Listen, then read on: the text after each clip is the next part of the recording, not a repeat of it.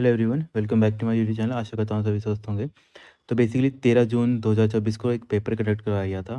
Basically TGT का ये paper है। वहाँ पे जो क्वेश्चन आए थे बेसिकली जनरल अवेयरनेस के या फिर जनरल नॉलेज के, आज हम उनको डिस्कस कर लेते हैं।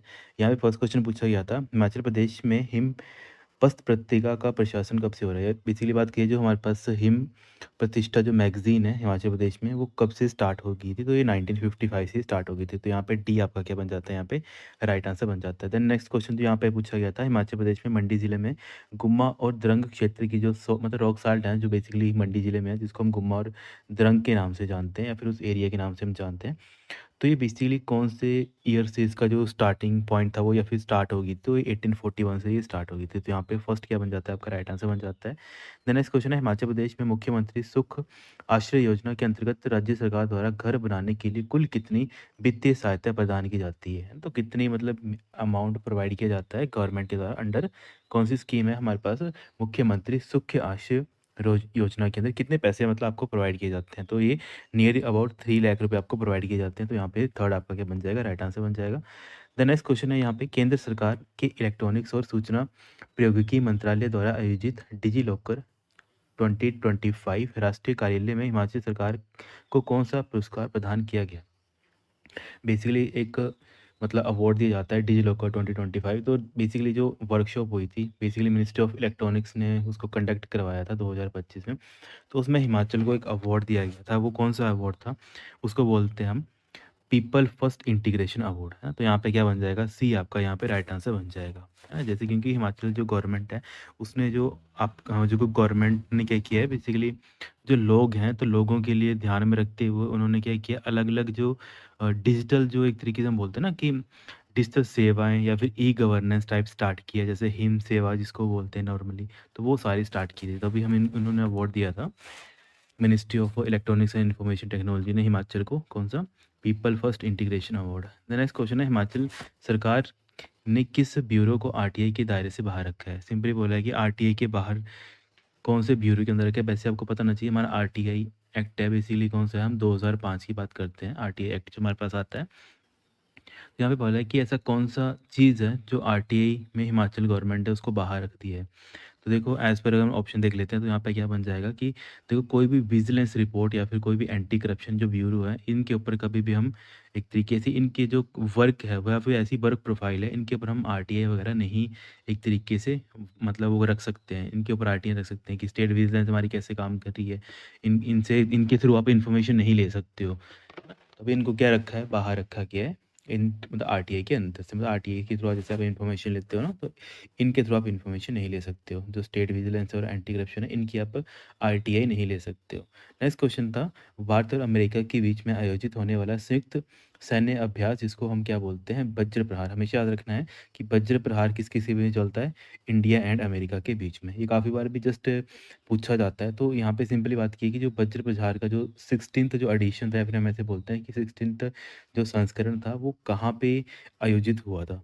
जो 16th हुआ था ये आपका ना बकलोज एक स्थित है, वहाँ पे हुआ था ना, स्पेशल फोर्सेस ट्रेनिंग है ना बकलो। तो यहाँ पे क्या बन जाएगा, बी आपका राइट आंसर बन जाएगा। ओके, तो ये बेसिकली हिमाचल में ही है, जो बगलो जगह है ना वहाँ पे ये कंडक्ट करवाया गया था, इसीलिए काफ़ी इंपॉर्टेंट एरिया बन जाता है। देन नेक्स्ट क्वेश्चन जो यहाँ पे पूछा गया था पेपर में, वित्तीय वर्ष 2025-26 के आर्थिक आंकड़ों के संदर्भ में निम्नलिखित कथनों पर विचार कीजिए।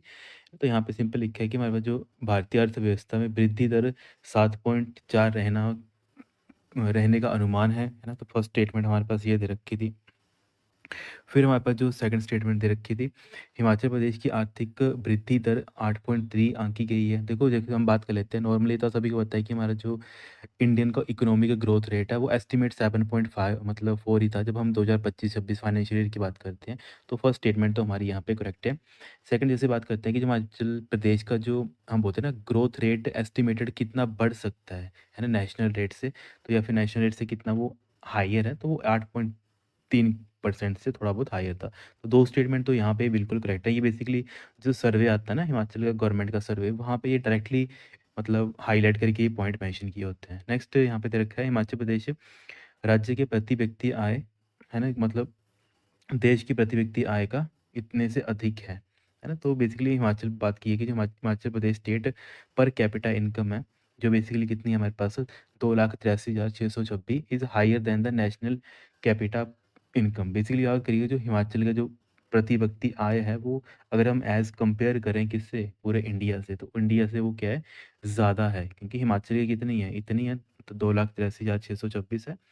वहीं हमारा इंडिया है उसकी 2,19,575 है। तो यहाँ पे ये स्टेटमेंट भी क्या आ जाएगी हमारी करेक्ट आ जाएगी। तो इसका मतलब है एज़ पर हम ऑप्शन देखिए पूछा है कि कौन सी स्टेटमेंट जो करेक्ट है, तो यहाँ पे हमारा 1, 2 and 3 all over the correct. तो ये सारी स्टेटमेंट वो है जो क्या है करेक्ट है। अब देखो जो बच्चे आगे कोई एग्ज़ाम देंगे उनको भी ये डाटा याद रखना है, क्योंकि ये इन्हीं डाटा से ना काफ़ी क्वेश्चन बन जाते हैं।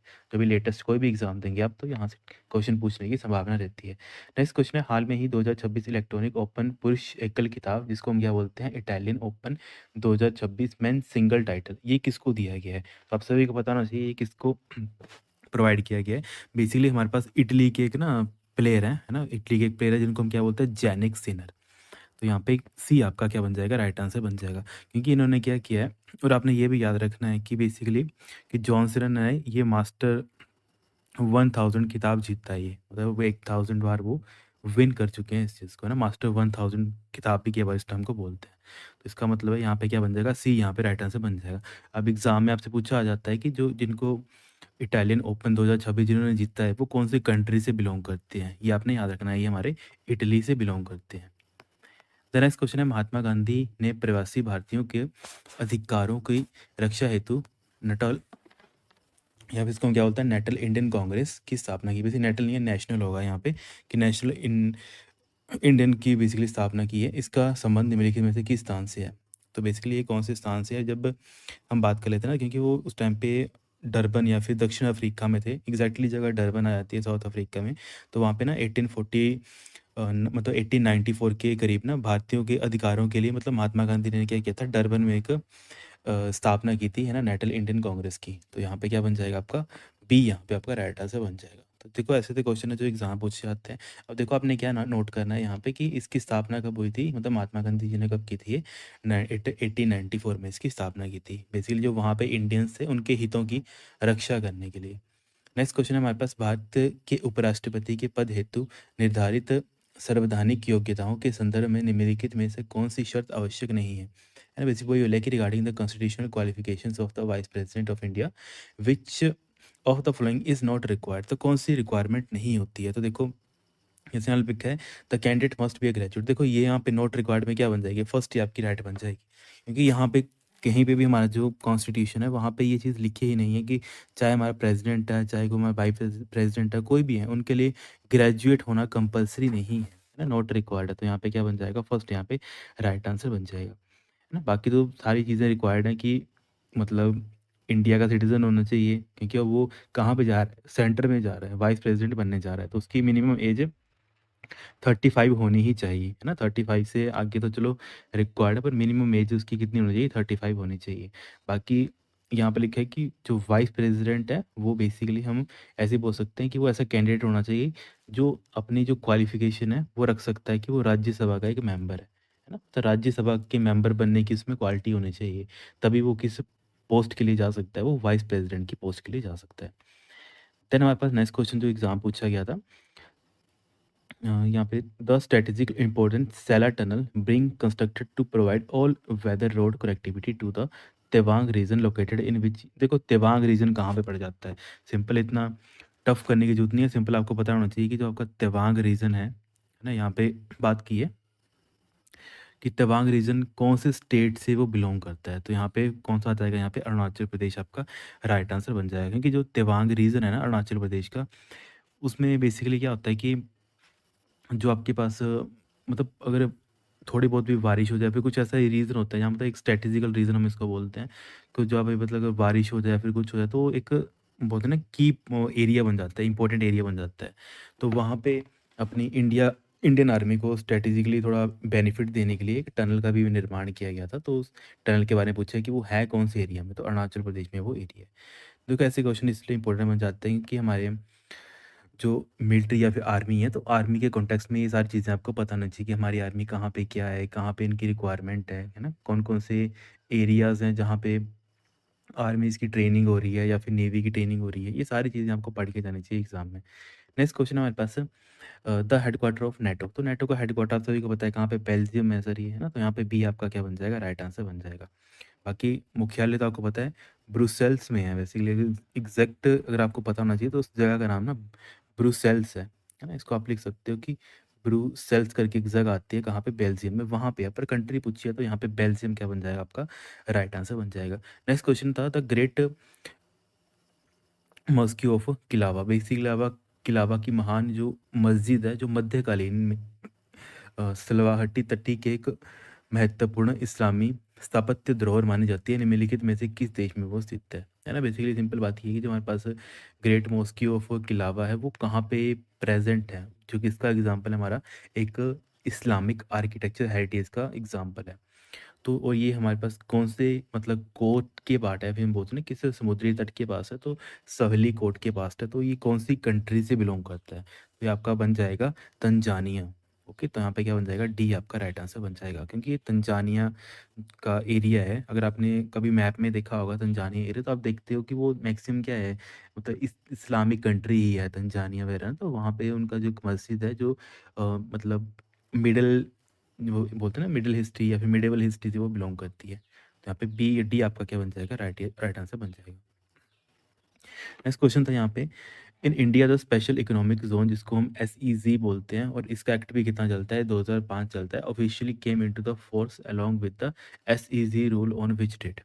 तो बेसिकली ये बात की है कि जो आपका एक्ट 2005 देखो बना के रख दिया था, सिंपल कुछ नहीं है। यहाँ पे एक कोई रूल बुक थी, है ना, रूल बुक कौन सी थी, SEZ 2025, सॉरी 2005।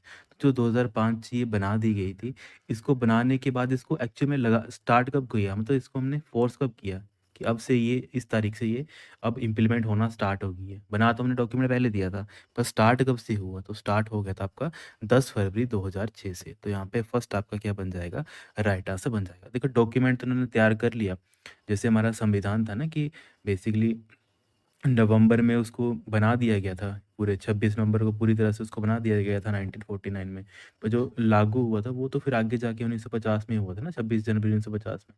तो वही है कि बना तो डेट को दिया था, पर एक्चुअल में पूरा का पूरा जो लागू होने थे रूल्स, वो कब से स्टार्ट हुए थे, हमारे 26 जनवरी 1950 से वो स्टार्ट हो गए थे।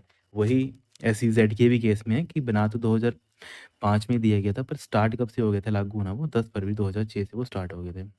नेक्स्ट क्वेश्चन था हमारे पास, भारत में जनगणना या फिर जो सेंसस होते हैं, क्योंकि उनके कॉन्टेक्स्ट में जो क्वेश्चन है वो अपने स्टेटमेंट से वो आपने देखनी है कि कौन कौन सी स्टेटमेंट यहाँ पे हमारे पास करेक्ट है। तो अगर हम बात कर लेते हैं, जैसे फर्स्ट दे रखा है जनगणना का संचालन, जनगणना अधिनियम 1949। देखो ये तो पता ही है, सेंसस एक्ट हम 1948 की बात करते हैं, तो यहाँ पे फर्स्ट तो राइट बन जाएगा। फिर नेक्स्ट लिखा है हमारे पास, the bill of this act was introduce by the Sardar Vallabhbhai Patel. तो ये भी आपको पता होना चाहिए कि जो भी हमारे पास अधिनियम था कि हम सेंसस वगैरह अपने कैसे करेंगे, या फिर जो विधायक है या फिर तत्कालीन गृह मंत्री है सरदार वल्लभ भाई पटेल, उनके द्वारा किया गया था कि जो ये एक तरीके से बिल था कि हम कैसे इसको इम्प्लीमेंट करेंगे, अपनी जनगणना को कैसे करेंगे, वो किसके द्वारा मतलब एक तरीके से दिया गया था। तो उस टाइम को जो प्रेज़ेंट वहाँ पे मतलब गृह मंत्री थे सरदार वल्लभ भाई पटेल, उनके द्वारा इसको दिया गया था। तो ये स्टेटमेंट भी करेक्ट है हमारे पास।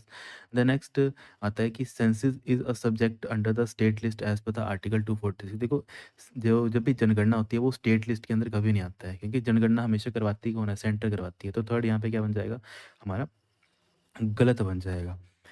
अब देखो बाकी यहाँ पे नेक्स्ट जैसे आता है, it is listed at entry 69 in the union list of the 7th schedule of the constitution, है ना। तो यहाँ पे क्या बन जाएगा आपके पास, ये स्टेटमेंट भी करेक्ट बन जाएगी। ये 7th schedule of the constitution और बेसिकली 69th जो हमारे पास एंट्री है वहाँ पे ये प्रेजेंट होता है, ये तो फिर इसके बारे में लिखा गया है। तो यहाँ पे फोर्थ क्या बन जाएगा, राइट आंसर बन जाएगा। तो देखो इनमें से कौन सी स्टेटमेंट हमारी करेक्ट है, वो बन गई 1, 2 एंड 4 आर द करेक्ट। तो यहाँ पे फर्स्ट क्या बन जाएगा आपका, राइट आंसर बन जाएगा। ऐसे करके बस आपको ये चीज़ें अंडरस्टैंड करनी होती है, कुछ चीज़ें आपकी कॉमन सेंस की बेस पे भी चलती हैं। नेक्स्ट हमारे पास है दक्षिण पूर्व एशिया, जिसको हम क्या बोलते हैं, एशियन बोलते हैं। तो एशियन जो था वो कब इस्टेब्लिश हुआ था, तो ये हमारे पास 1967 में इस्टेब्लिश हुआ था। अगर किसी को फुल डेट नहीं पता है पर उसको ईयर भी पता है ना कि 1969 में हुआ था, तो वो राइट आंसर कर लेता है, क्योंकि एग्जामिनर ने सीधा ही एक मतलब साल के साथ अलग अलग डेट्स नहीं दी हैं, बस इसने एग्जैक्टली वो साल भी दे दिया है। तो यहाँ पे 8 अगस्त 1960 क्या बन जाएगा, राइट आंसर बन जाएगा। ओके, बाकी याद रखना है कि बेसिकली जो हमारे पास बैंकॉक में ना एक घोषणा पत्र के माध्यम से हुआ था ये, है ना? जो हमारे पास बैंकॉक आपको पता है ना, अपने याद रखना है कि कहाँ पे हुआ था। तो बैंकॉक में एक घोषणा पत्र जारी किया गया था 8 अगस्त 1967 में। ओके, तो ये आपने याद रखना है। और आपको पता है ना कि बेसिकली कहाँ पे हुआ था ये? थाईलैंड में हुआ था। इतनी भी छोटी-छोटी चीज़ें आपने याद रखनी है ना, कि आपको पता है बैंकॉक वगैरह कहाँ पे होता है? तो थाईलैंड में है। तो यही आप नोट करना है कि कब हुआ था? 8 अगस्त 1960 में हुआ था। एशियन जो यूनियन है, या फिर हम ऐसे बोल सकते हैं कि एशियन का जो संगठन था वो 8 अगस्त 1960 में हुआ था। द नेक्स्ट क्वेश्चन है हमारे पास, निम्नलिखित में से खिलाड़ियों एवं उनकी ओलंपिक उपलब्धियों के संदर्भ में दिए गए युग्मों पर विचार कीजिए। अब देखो, आपको ये चीज़ पता होनी चाहिए कि किस कॉन्टेक्स्ट में कौन से जो खिलाड़ी थे वो क्या है हमारे पास। देखिए यहाँ पे लिखा है कि करेक्टली मैच, अगर आपको ये देखना है करेक्टली मैच, तो करेक्टली मैच आपको देखने के लिए क्या करना पड़ेगा? यहाँ पे जैसे हम बात कर लेते हैं, फर्स्ट ऑप्शन दे रखा है, अभिनव बिंद्रा 2008 बीजिंग ओलंपिक में व्यक्तित्व स्वर्ण जीतने वाले पहले भारतीय। देखिए, तो आपको बताइए कि अभिनव बिंद्रा तो हमारे पास तो फर्स्ट इंडियन थे जो इंडिविजुअल ओलंपिक गोल्ड जीता था। कहाँ पे? बीजिंग में 2008 में। तो ये स्टेटमेंट हमारी बिल्कुल करेक्ट है। सेकंड दे रखा है नीरज चोपड़ा, और ये तो पता ही है, जब कोरोना के टाइम या फिर उस टाइम पे भी नीरज चोपड़ा काफ़ी मतलब पॉपुलर हुए थे, काफ़ी उनके न्यूज़ आते थे कि नीरज चोपड़ा ने गोल्ड मेडल जीता है किसमें? जेवलिन थ्रो, और कहाँ पे हुआ था ये? टोक्यो 2020 में हुआ था। तो ये स्टेटमेंट भी हमारे पास क्या बन जाती है? करेक्ट बन जाती है ना? फिर हमारे पास नेक्स्ट जो स्टेटमेंट दे रखी है कि मनु भाकर पेरिस 2024 में ओलंपिक में 2 कांस्य पदक जीते थे। तो देखो, ये बात भी क्या हो जाएगी हमारे पास, करेक्ट हो जाएगी, क्योंकि 2024 में जो पेरिस ओलंपिक हुआ था, तो हमें पता है जो मनु भाकर थे उन्होंने 2 ब्रॉन्ज़ मेडल जीते थे पेरिस 2000 ओलंपिक में। नेक्स्ट दे रखा है हमारे पास पीवी संधू 2 ओलंपिक पदक 2016, और मतलब 2016 में उन्हें गोल्ड मिला था, और 2020 में उन्हें कांस्य मिला था, जिसको हम क्या बोलते हैं? ब्रॉन्ज़ बोलते हैं। पर ये आज क्या हो जाएगा यहाँ पे? ये स्टेटमेंट हमारी गलत हो जाएगी, क्योंकि पीवी संधू ने 2016 में ना अ, मतलब गोल्ड नहीं जीता था, उन्होंने जीता था रजक पदक, है ना? उन्होंने कौन-सा जीता था? रजक पदक जीता। तो यहाँ पे फोर्थ स्टेटमेंट हमारी क्या बन जाएगी? इनकरेक्ट बन जाएगी। तो यहाँ पे देखो, हमारे पास 1, 2 एंड 3 ही करेक्ट है, तो यहाँ पे फर्स्ट ऑप्शन क्या बन जाएगा? हमारा राइट आंसर बन जाएगा। तो ऐसे करके आपको ये सारी चीज़ें समझनी होती हैं। देन नेक्स्ट क्वेश्चन जो एग्जाम में पूछा गया था, वर्ष 2025 का नोबेल शांति पुरस्कार विजेता कौन है? Who was the winner of 2025 Nobel peace prize? तो ये कौन से थे हमारे पास? ये मारिया कोरिन। तो यहाँ पे क्या बन जाएगा आपका? सी आपका राइट आंसर बन जाएगा ना। मारिया कोरिन क्या थे? बेसिकली इनको 2025 का नोबेल पीस प्राइज़ दिया गया था। काफ़ी पॉपुलर है, काफ़ी बार न्यूज़ में रहे हैं ये, क्योंकि इन्होंने क्या किया था कि जो पेनिनसुलर एरिया है हमारा ना, पेनिनसुलर जो कंट्री है, वहाँ पे उनके जो ह्यूमन्स के मतलब राइट्स होते हैं, जिसको मानवाधिकार बोलते हैं, और जो उनका लोकतंत्र है, उसमें उन्होंने क्या किया था? उसके प्रति अपना काम किया था, काफ़ी ज़्यादा वर्क किया था उसके लिए, है ना, लोगों के हितों के लिए। तो उनको इसी वजह से 2025 नोबेल पीस पुरस्कार दिया गया है। नेक्स्ट क्वेश्चन है हमारे पास, मई 2026 में डब्ल्यूएचओ ने किन देशों में फैले इबोला प्रकोप के अंतर्राष्ट्रीय चिंता की सार्वजनिक स्वास्थ्य आपातकालीन, जिसको हम बोलते हैं, घोषित किया था? बेसिकली यह बात की है कि public health emergency international concern WHO के द्वारा डिक्लेयर किया गया था। किस कंट्री, मतलब किस कंट्री कंट्रियों के लिए उन्होंने ये डिक्लेयर किया था? क्योंकि वो इबोला वायरस था, वो काफ़ी मतलब ह्यूजली ड्रास्टिक अमाउंट पे फैल रहा था। तो आपने याद रखना है कि हमारा जो कांगो था, मतलब United Congo, democratic Republic of Congo and Uganda के लिए इसको जारी किया गया था। तो बी क्या बन जाएगा यहाँ पे? राइट आंसर बन जाएगा, है ना? इमरजेंसी कर दी थी इनके लिए घोषित, कि आपके जो एरिया है वहाँ पे जो एबोला वायरस है वो काफ़ी तेज़ी से फैल रहा है। नेक्स्ट क्वेश्चन था, जो प्रधानमंत्री नरेंद्र मोदी को हाल ही में ही घाना के राष्ट्रीय सम्मान से सम्मानित किया गया था, उस सम्मान का नाम क्या था? है ना? आपको पता है कि पीएम हमारे जो मोदी हैं वो काफ़ी अलग-अलग कंट्रीज़ में विज़िट करते हैं, तो वहाँ पे उनको अलग-अलग जो अवार्ड्स दिए जाते हैं। तो वैसे ही वो जब वो घाना में गए थे, तो उनको एक अवार्ड दिया गया था। तो घाना का जो एक तरीके से सर्वोच्च जो अवार्ड होता है वो दिया गया था, उसका नाम क्या था? उसका नाम था हमारे पास the office the officer of the order of the star, है ना? तो यहाँ पे क्या बन जाएगा? सी आपका राइट आंसर बन जाएगा। ठीक है? तो यहाँ पे सी आपका राइट आंसर बन जाएगा। ऐसे करके आपको अलग-अलग ना इनके पता होना चाहिए कि कौन-कौन से हम कंट्री में जब मोदी जी को ये दिए जाते हैं ना, तो कौन-कौन से वो अवार्ड्स दिए जाते हैं। नेक्स्ट क्वेश्चन था हमारे पास, हाल ही में पैरासिमिलिया खासियाना नामक कवक या फिर जिसको हम फंगस बोलते हैं कि एक नई प्रजाति की खोज भारत में किस राज्य में हुई है? ओके, तो आपने याद रखना है कि हमारे पास एक नया फंगस हमने खोजा है इंडिया में, उसका नाम क्या है हमारे पास? पैरासिमिलेसिकिया, ठीक है? ओके, खासिनिया, जो बेसिकली रिसेंटली डिस्कवर किया गया है इंडियन स्टेट में। कौन-सी स्टेट में इसको खोजा गया है? तो मेघालय में खोजा गया है ना? तो यहाँ पे क्या बन जाएगा? डी आपका राइट आंसर बन जाएगा। हमेशा आपने याद रखना है कि अगर नॉर्मली भी हम बात कर लेते हैं कि एक हमारे पास ना जहाँ पे भी थोड़ा एरिया ऐसे होता है ना, थोड़ा मतलब कूल एरिया होता है, थोड़े ठंडे एरिया होते हैं, वहाँ पे जो ऐसी टाइप के वायरसेस होते हैं, फंगस होते हैं, वो वहाँ पे ज़्यादा देखने को मिलते हैं। जैसे आप साइंटिफिक वे में भी ढूंढते हो ना कोई चीज़ें, तो आपको पता होता है कि यहाँ पे ये चीज़ें मिलने की ज़्यादा संभावनाएं रहती हैं। नेक्स्ट क्वेश्चन है हमारे पास, भारत में प्रत्येक वर्ष 28 फरवरी को राष्ट्रीय विज्ञान दिवस मनाया जाता है। आप सभी को पता है कि 28 फरवरी को हम क्या मनाते हैं? नेशनल साइंस डे मनाते हैं।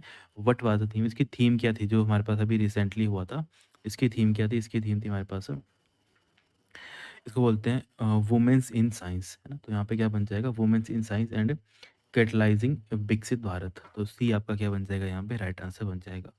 ओके, बेसिकली जो फीमेल्स थी उनकी जो एक तरीके से हम बोलते हैं ना कि फीमेल्स को प्रोत्साहित करना, है ना, साइंस के प्रति, तो उसके लिए उनके कॉन्टेक्स्ट में ये थीम रखी गई थी।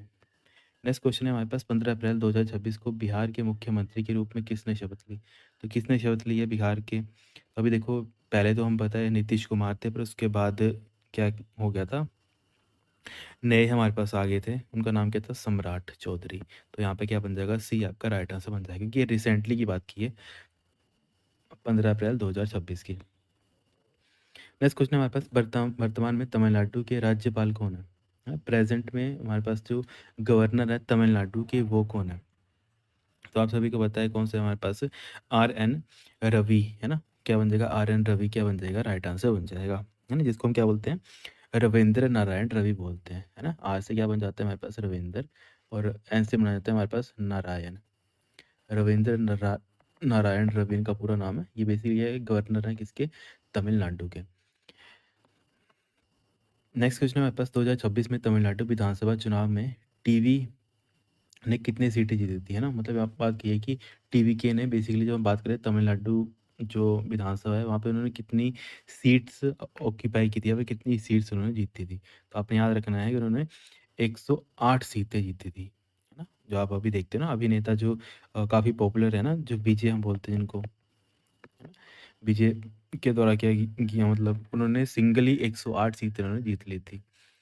तो काफ़ी पॉपुलर हुए थे ये न्यूज़ में कि जो हमारे पास विजय थे, उन्होंने एक नवगठित पार्टी बनाई थी टीवी की। उन्होंने क्या किया था, जो लेटेस्ट जो चुनाव हुए थे, तो वहाँ पे 108 सीटें जीत ली थी। तो यहाँ पे सी क्या बन जाएगा? आपका राइट आंसर बन जाएगा। नेक्स्ट क्वेश्चन हमारे पास, सामुदायिक वन संसाधन अधिकार किस अधिनियम के तहत मान्यता प्राप्त एक अधिकार है जो ग्राम सभाओं को प्रारंभिक वनों और प्रबंधन का अधिकार देता है?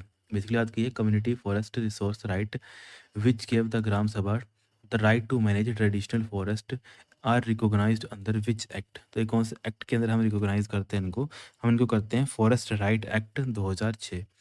तो यहाँ पे क्या बन जाएगा? सी आपका यहाँ पे राइट आंसर बन जाएगा। सारे जो एक्ट्स होते हैं उनके बारे में आपको पता होना चाहिए कि आरटीए जैसे कब आया था? 2005 में आया था, है ना? तो जो हमने ऊपर पढ़े हैं वो सारे एक्ट ना, आपको डेट्स वगैरह पता होना चाहिए एग्जैक्टली कौन सी डेट में आया था। नेक्स्ट क्वेश्चन हमारे पास, which book is prepared by the International Union for Conservation of nature?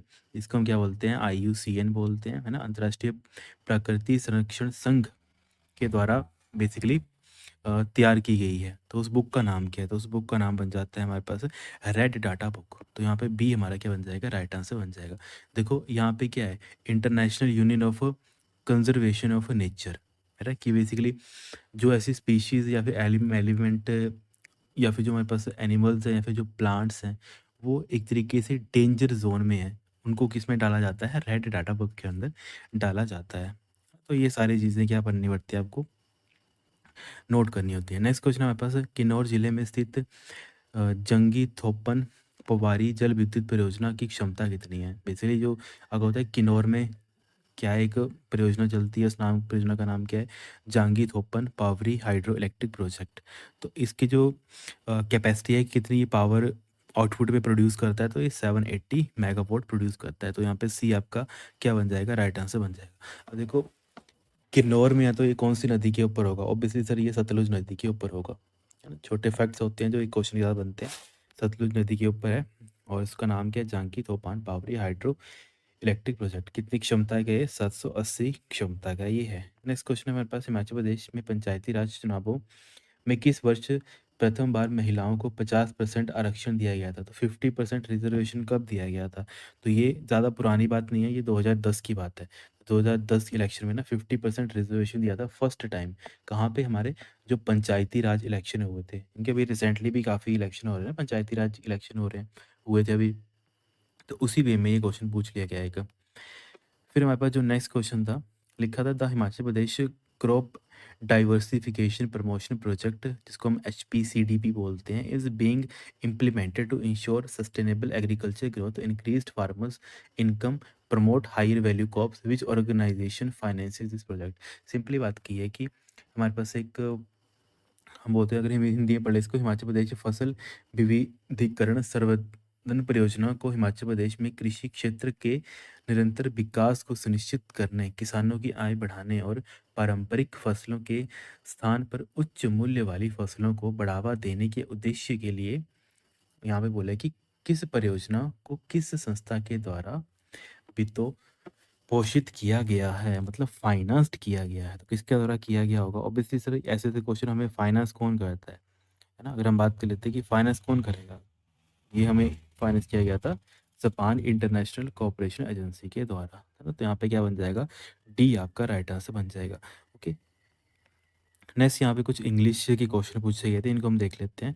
First question पूछा गया था, the Olympic games by the Roman empire in AD 394। तो देखो ओलंपिक गेम्स क्या हुआ थी, ओलंपिक गेम्स हम सर हमारी रोक दी गई थी, क्योंकि अगर पास्ट की बात की है ना, पास्ट में बात की है AD की, पुरानी बात की है 394, तो वहाँ पे क्या होगा, ये जब हम पास्ट की बात करते हैं तो यहाँ पे क्या होगा, वर स्टॉप्ड, कि ओलंपिक गेम्स है, तो गेम्स के लिए हमें पता है कि हम किसका यूज़ करते हैं, वर का यूज़ करते हैं। और यहाँ पे पास्ट की बात की है तो वर्ग के साथ ऑब्वियसली हम किसका यूज़ करते हैं, सेकंड फॉर्म का यूज़ करते हैं। तो यहाँ पे क्या बन जाएगा, बी आपका राइट आंसर बन जाएगा। ओके, और अपने हमेशा रखना है कि ये जो हमारा सेंटेंस है वो किस में है, ये हमारा पैसिव वॉइस में है। देन हमारे पास नेक्स्ट क्वेश्चन जो पूछा गया था, लेट द प्रिंसिपल ना, लेट द प्रिंसिपल को हम क्या करते हैं, बी इन्फॉर्म्ड। हमेशा रखना है कि लेट के साथ ना पैसिव वॉइस हम यूज़ करते हैं।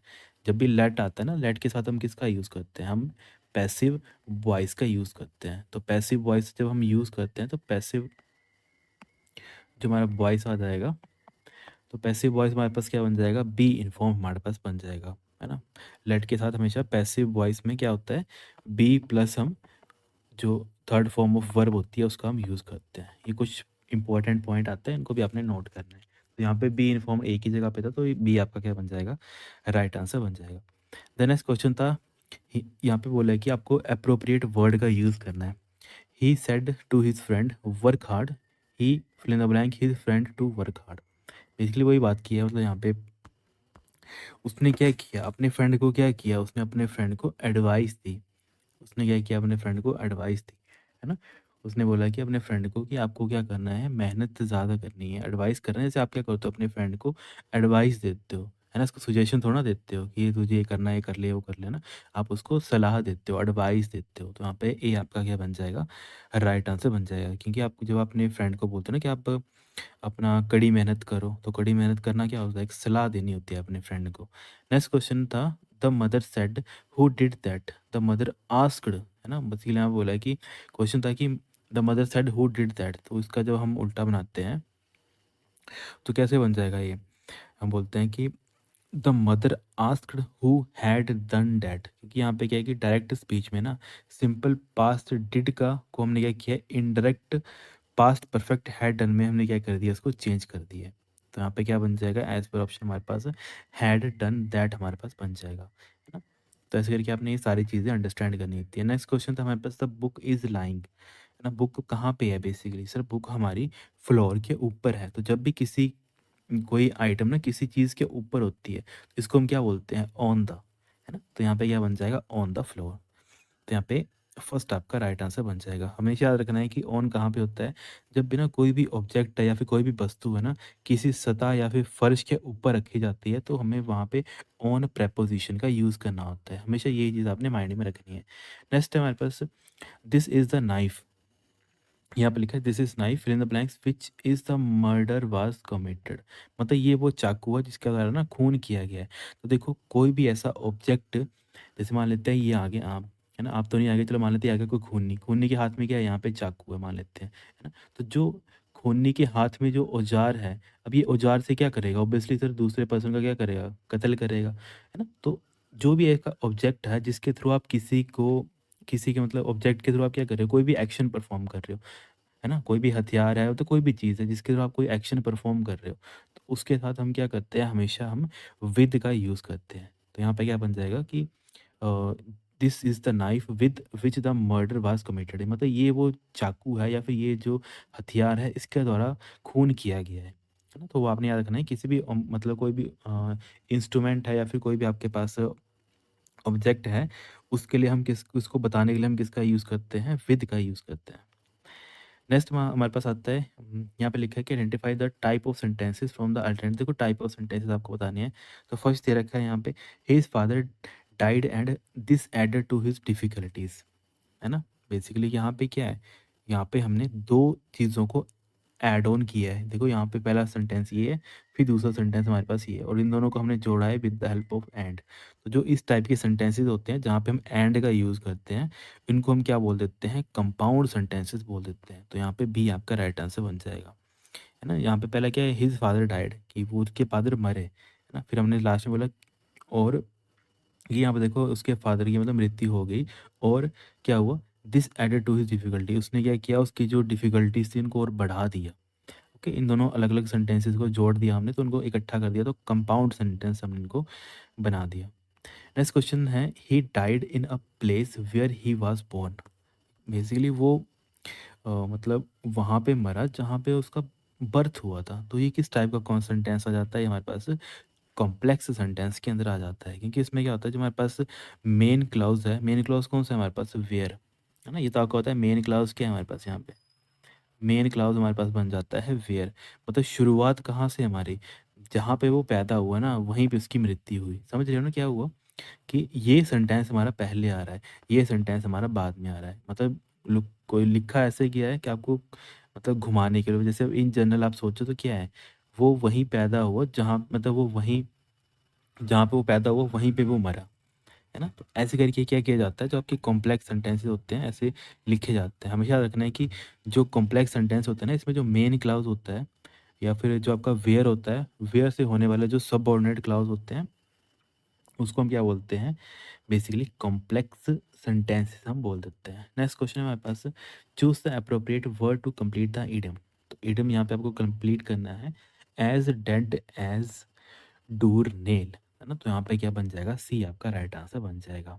ये बेसिकली इंग्लिश का प्रोवर्ब है या फिर इडियम जिसको हम बोलते हैं वो है यहाँ पे, इसको भी आपने नोट करना है। नेक्स्ट है हमारे पास, एज स्लिपरी एज एन, मतलब किसकी तरह स्लिपरी है, एज एन ईल, जो हमारे पास मतलब बारिश के दिनों में होती है ना, जैसे मतलब चिकनी जैसी मछली नहीं होती है हमारे पास, जिसको हाथ में पकड़े तो खिसक जाती है, तो मतलब ऐसे बोल सकते हैं कि वो इतनी मतलब स्लिपरी है। तो एग्जाम्पल दिया जाता है एज स्लिपरी एज एन ईल, कि ईल की तरह वो क्या स्लिपरी है।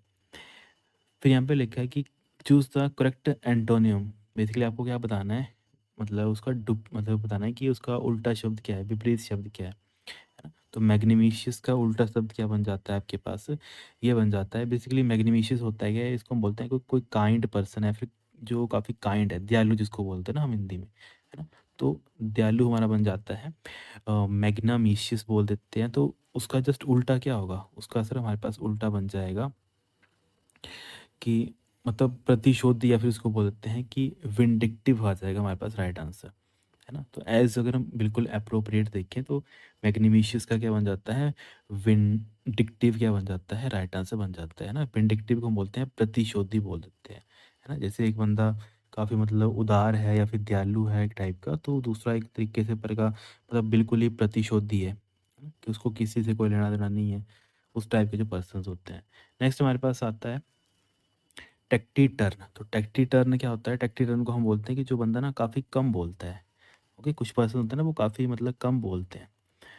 तो जो कम बोलने वाले जो पर्सन्स होते हैं, है ना, जो कम बोलने वाले जो पर्सन्स होते हैं उनको बोलते हैं टेक्टिटर्न। तो टेक्टिटर्न का उल्टा कौन होगा? जो काफ़ी बंदे बोलते होंगे, ज़्यादा बोलते होंगे, तो उनको हम क्या बोलते हैं? टॉकेटिव पर्सन है कि यार ये काफ़ी बातूनी है, काफ़ी बोलता है ये, है ना? तो टॉकेटिव क्या बन जाएगा? इसका अपोजिट बन जाएगा।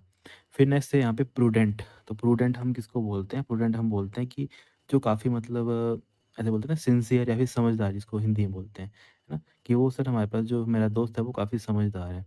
तो समझदार है, सतर्क है, उसको हम यूज़ करते हैं इसके लिए प्रूडेंट का। तो उसका उल्टा क्या बन जाएगा? सर ऐसे बच्चा जो काफ़ी लापरवाह है, तो लापरवाह बच्चे को हम क्या बोल देते हैं? रेकलेस बोल देते हैं। तो यहाँ पे क्या बन जाएगा? सी आपका राइट आंसर बन जाएगा, है ना? लापरवाह हम इसको बोल देते हैं। नेक्स्ट क्वेश्चन है हमारे पास, चूज़ द करेक्ट सिनोनिम। तो अब यहाँ पे आपको एक जैसे शब्द ढूँढने हैं, सिनोनिम्स आपको ढूँढने हैं।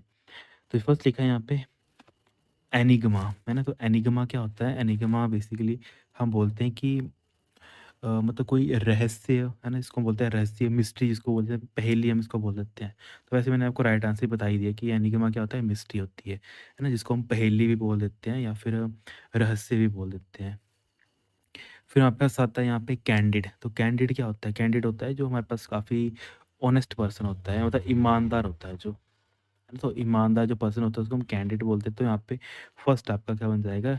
राइट आंसर बन जाएगा। नेक्स्ट है हमारे पास ऑस्ट्रिया। तो ऑस्ट्रिया हम किसको बोल देते हैं? तो ऑस्ट्रिया हम बोल देते हैं जो मतलब ऐसा होता है ना, जो मतलब एक तरीके से काफ़ी जो एक तरीके से सख्त बोलते हैं इसको हिंदी में ना, हम इसको बोल सकते हैं सख्त।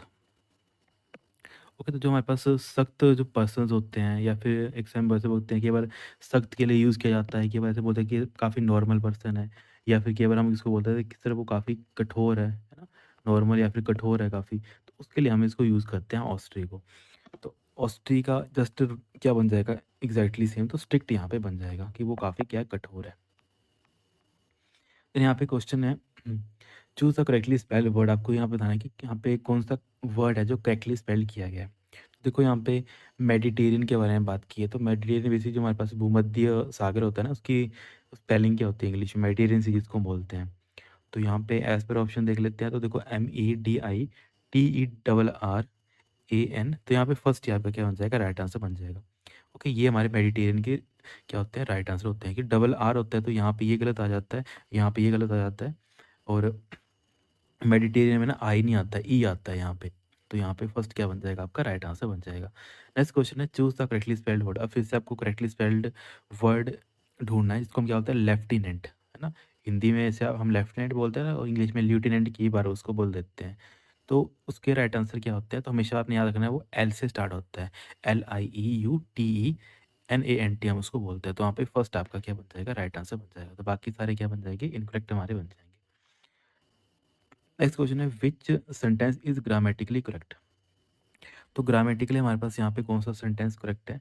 फर्स्ट रखा है the scissors is on the table, है ना? तो scissors is on the table. देखो सीजर्स है तो यहाँ पे क्या आएगा? और आएगा, तो ये गलत आ जाएगा।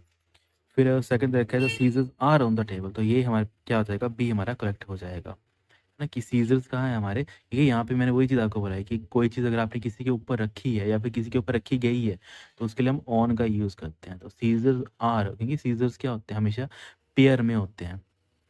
तो यहाँ पे क्या बन जाएगा? पी आपका राइट आंसर बन जाएगा। ठीक है, और सीजर्स को हम हमेशा एस के साथ लिखते हैं, हमेशा कभी सिंगल वो नहीं होता है, सीजर नहीं होता है, सीजर्स होता है, हमेशा याद रखना है आपने। नेक्स्ट क्वेश्चन है हमारे पास, a people who loves book is called. जिनको किताबों का पसंद होती हैं, काफ़ी पढ़ना, किताबें अच्छी लगती हैं, किताब प्रेमी जिसको बोलते हैं ना, उनको हम क्या बोलते हैं? बिब्लियोफाइल बोल देते हैं। तो यहाँ पे ए आपका क्या बन जाएगा? राइट आंसर बन जाएगा। ग्रुप ऑफ ऑल, मतलब जो आपकी उल्लुओं का जो झुंड होता है ना, उसको हम क्या बोलते हैं? एक पार्लियामेंट बोल देते हैं। ठीक है, ऐसे नहीं बोलना कि हमारा जो पार्लियामेंट है वो उल्लुओं का ग्रुप है ना, ऐसा नहीं बोलना है। जस्ट जो एक होता है ना कि वन वर्ड हम लिखते हैं, तो वैसे ही आपने समझ लीजिए, group of all is also known as a parliament हम बोल देते हैं इंग्लिश में। नेक्स्ट हमारे पास दिस बुक। यहाँ पे क्या करना है? Fill in the blank with the correct option. तो यहाँ पे अगर आपको करेक्ट ऑप्शन देखना है तो दिस बुक, तो दिस बुक लिखा है ओनली कॉस्ट $2। और सेकंड लिखा है कॉस्ट ओनली $2, तो यहाँ पे क्या बन जाएगा, बी आपका राइट आंसर बन जाएगा। ये देखो दिस बुक कॉस्ट, कि ये बुक मुझे पड़ी, कितने की पड़ी, सिर्फ़ और सिर्फ़ $2 की। ऐसे करके आपने नोट करना होता है। तो यहाँ पे ये भी गलत हो जाएगा, ये भी और ये भी। तो यहाँ पे बी आपका क्या बन जाएगा, राइट आंसर बन जाएगा। नेक्स्ट था हमारे पास कालिदास इज़ अ, तो कालिदास क्या है हमारे पासे, एक शेक्सपियर ऑफ इंडिया जिसको हम बोलते हैं ना कालिदास को, कि बेसिकली कालिदास है क्या, कॉमन नाउन है, तो ये तो आपको पता होना चाहिए। कालिदास इज़ अ मतलब इसके लिए हम बोल सकते हैं एक प्रॉपर नाउन बोल देते हैं हम कालिदास को। और समटाइम शेक्सपियर ऑफ इंडिया भी हम इसको बोल देते हैं। तो यहाँ पे क्या बन जाएगा, फर्स्ट आपका राइट आंसर बन जाएगा, है ना। और हमेशा आपने याद रखना है क्योंकि यहाँ पे जो शेक्सपियर ऑफ इंडिया है, क्योंकि शेक्सपियर क्या है, हमारे पास एक पर्सन का नाम है, इनको हम बोल देते हैं हमारे पास प्रॉपर नाउन है। और प्रॉपर नाउन के पहले हमेशा हम द का यूज़ करते हैं, ए का हम यूज़ नहीं करते हैं, और किसी न किसी का यूज़ करना पड़ता है। तो ये बाकी सारे इनकरेक्ट हो जाते, ए आपका क्या बन जाता, राइट आंसर बन जाता। नेक्स्ट क्वेश्चन है हमारे पास, fill in the blank, time are you leaving for Ambala, कि आपका टाइम हो गया, अब आप अम्बाला के लिए चले जाओ।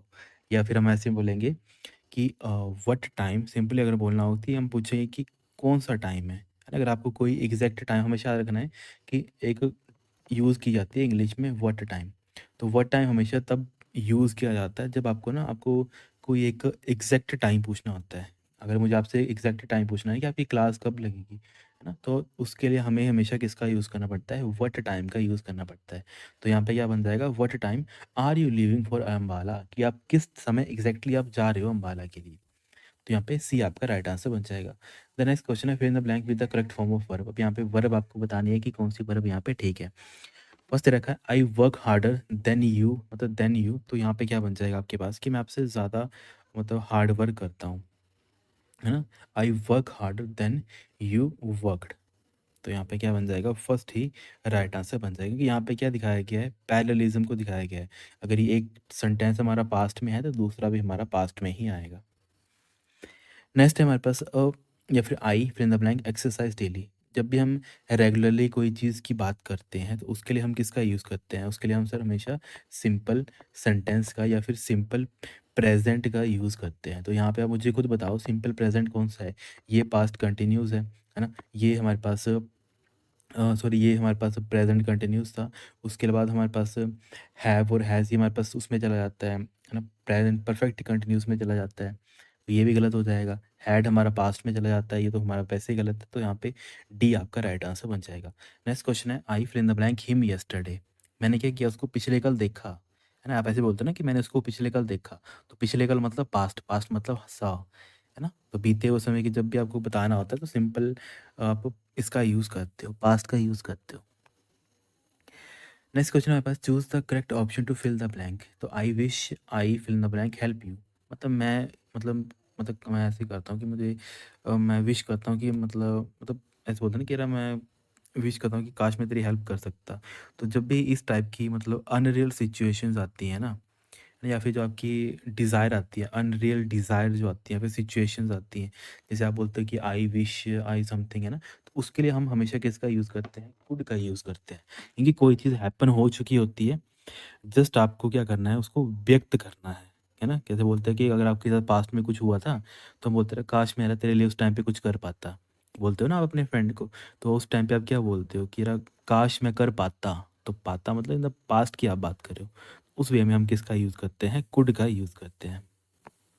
हमेशा बस आपने ये याद रखना है कि जब भी अनरियल सिचुएशंस होती है ना, जो रियल नहीं होती हैं, जस्ट आप एक व्यक्त कर रहे हो कि मैं काश कर पाता, तो उसके लिए हमेशा कुड का यूज़ करना है अपने।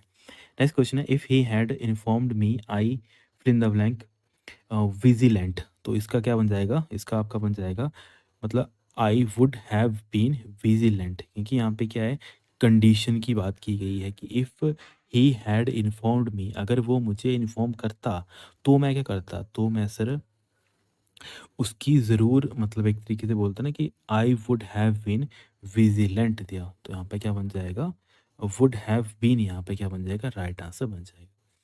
ओके, हमेशा याद रखना है कि जो हमारे पास थर्ड कंडीशन जो होते हैं ना, थर्ड कंडीशन वाक्य में हमेशा हम इफ़ प्लस पास्ट जब परफेक्ट होता है ना, क्योंकि यहाँ पे देखो इफ़ के साथ क्या है, इफ़ के साथ हमने पास्ट परफेक्ट का यूज़ किया है।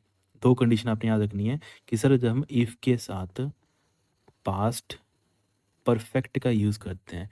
तो उसको उसके आगे जो हमारे पास जब हम कंबाइन करते हैं अगले सेंटेंस को, तो वो हमेशा किसके साथ करते हैं? वो हमेशा हम वुड हैव के साथ उसको कंबाइन करते हैं।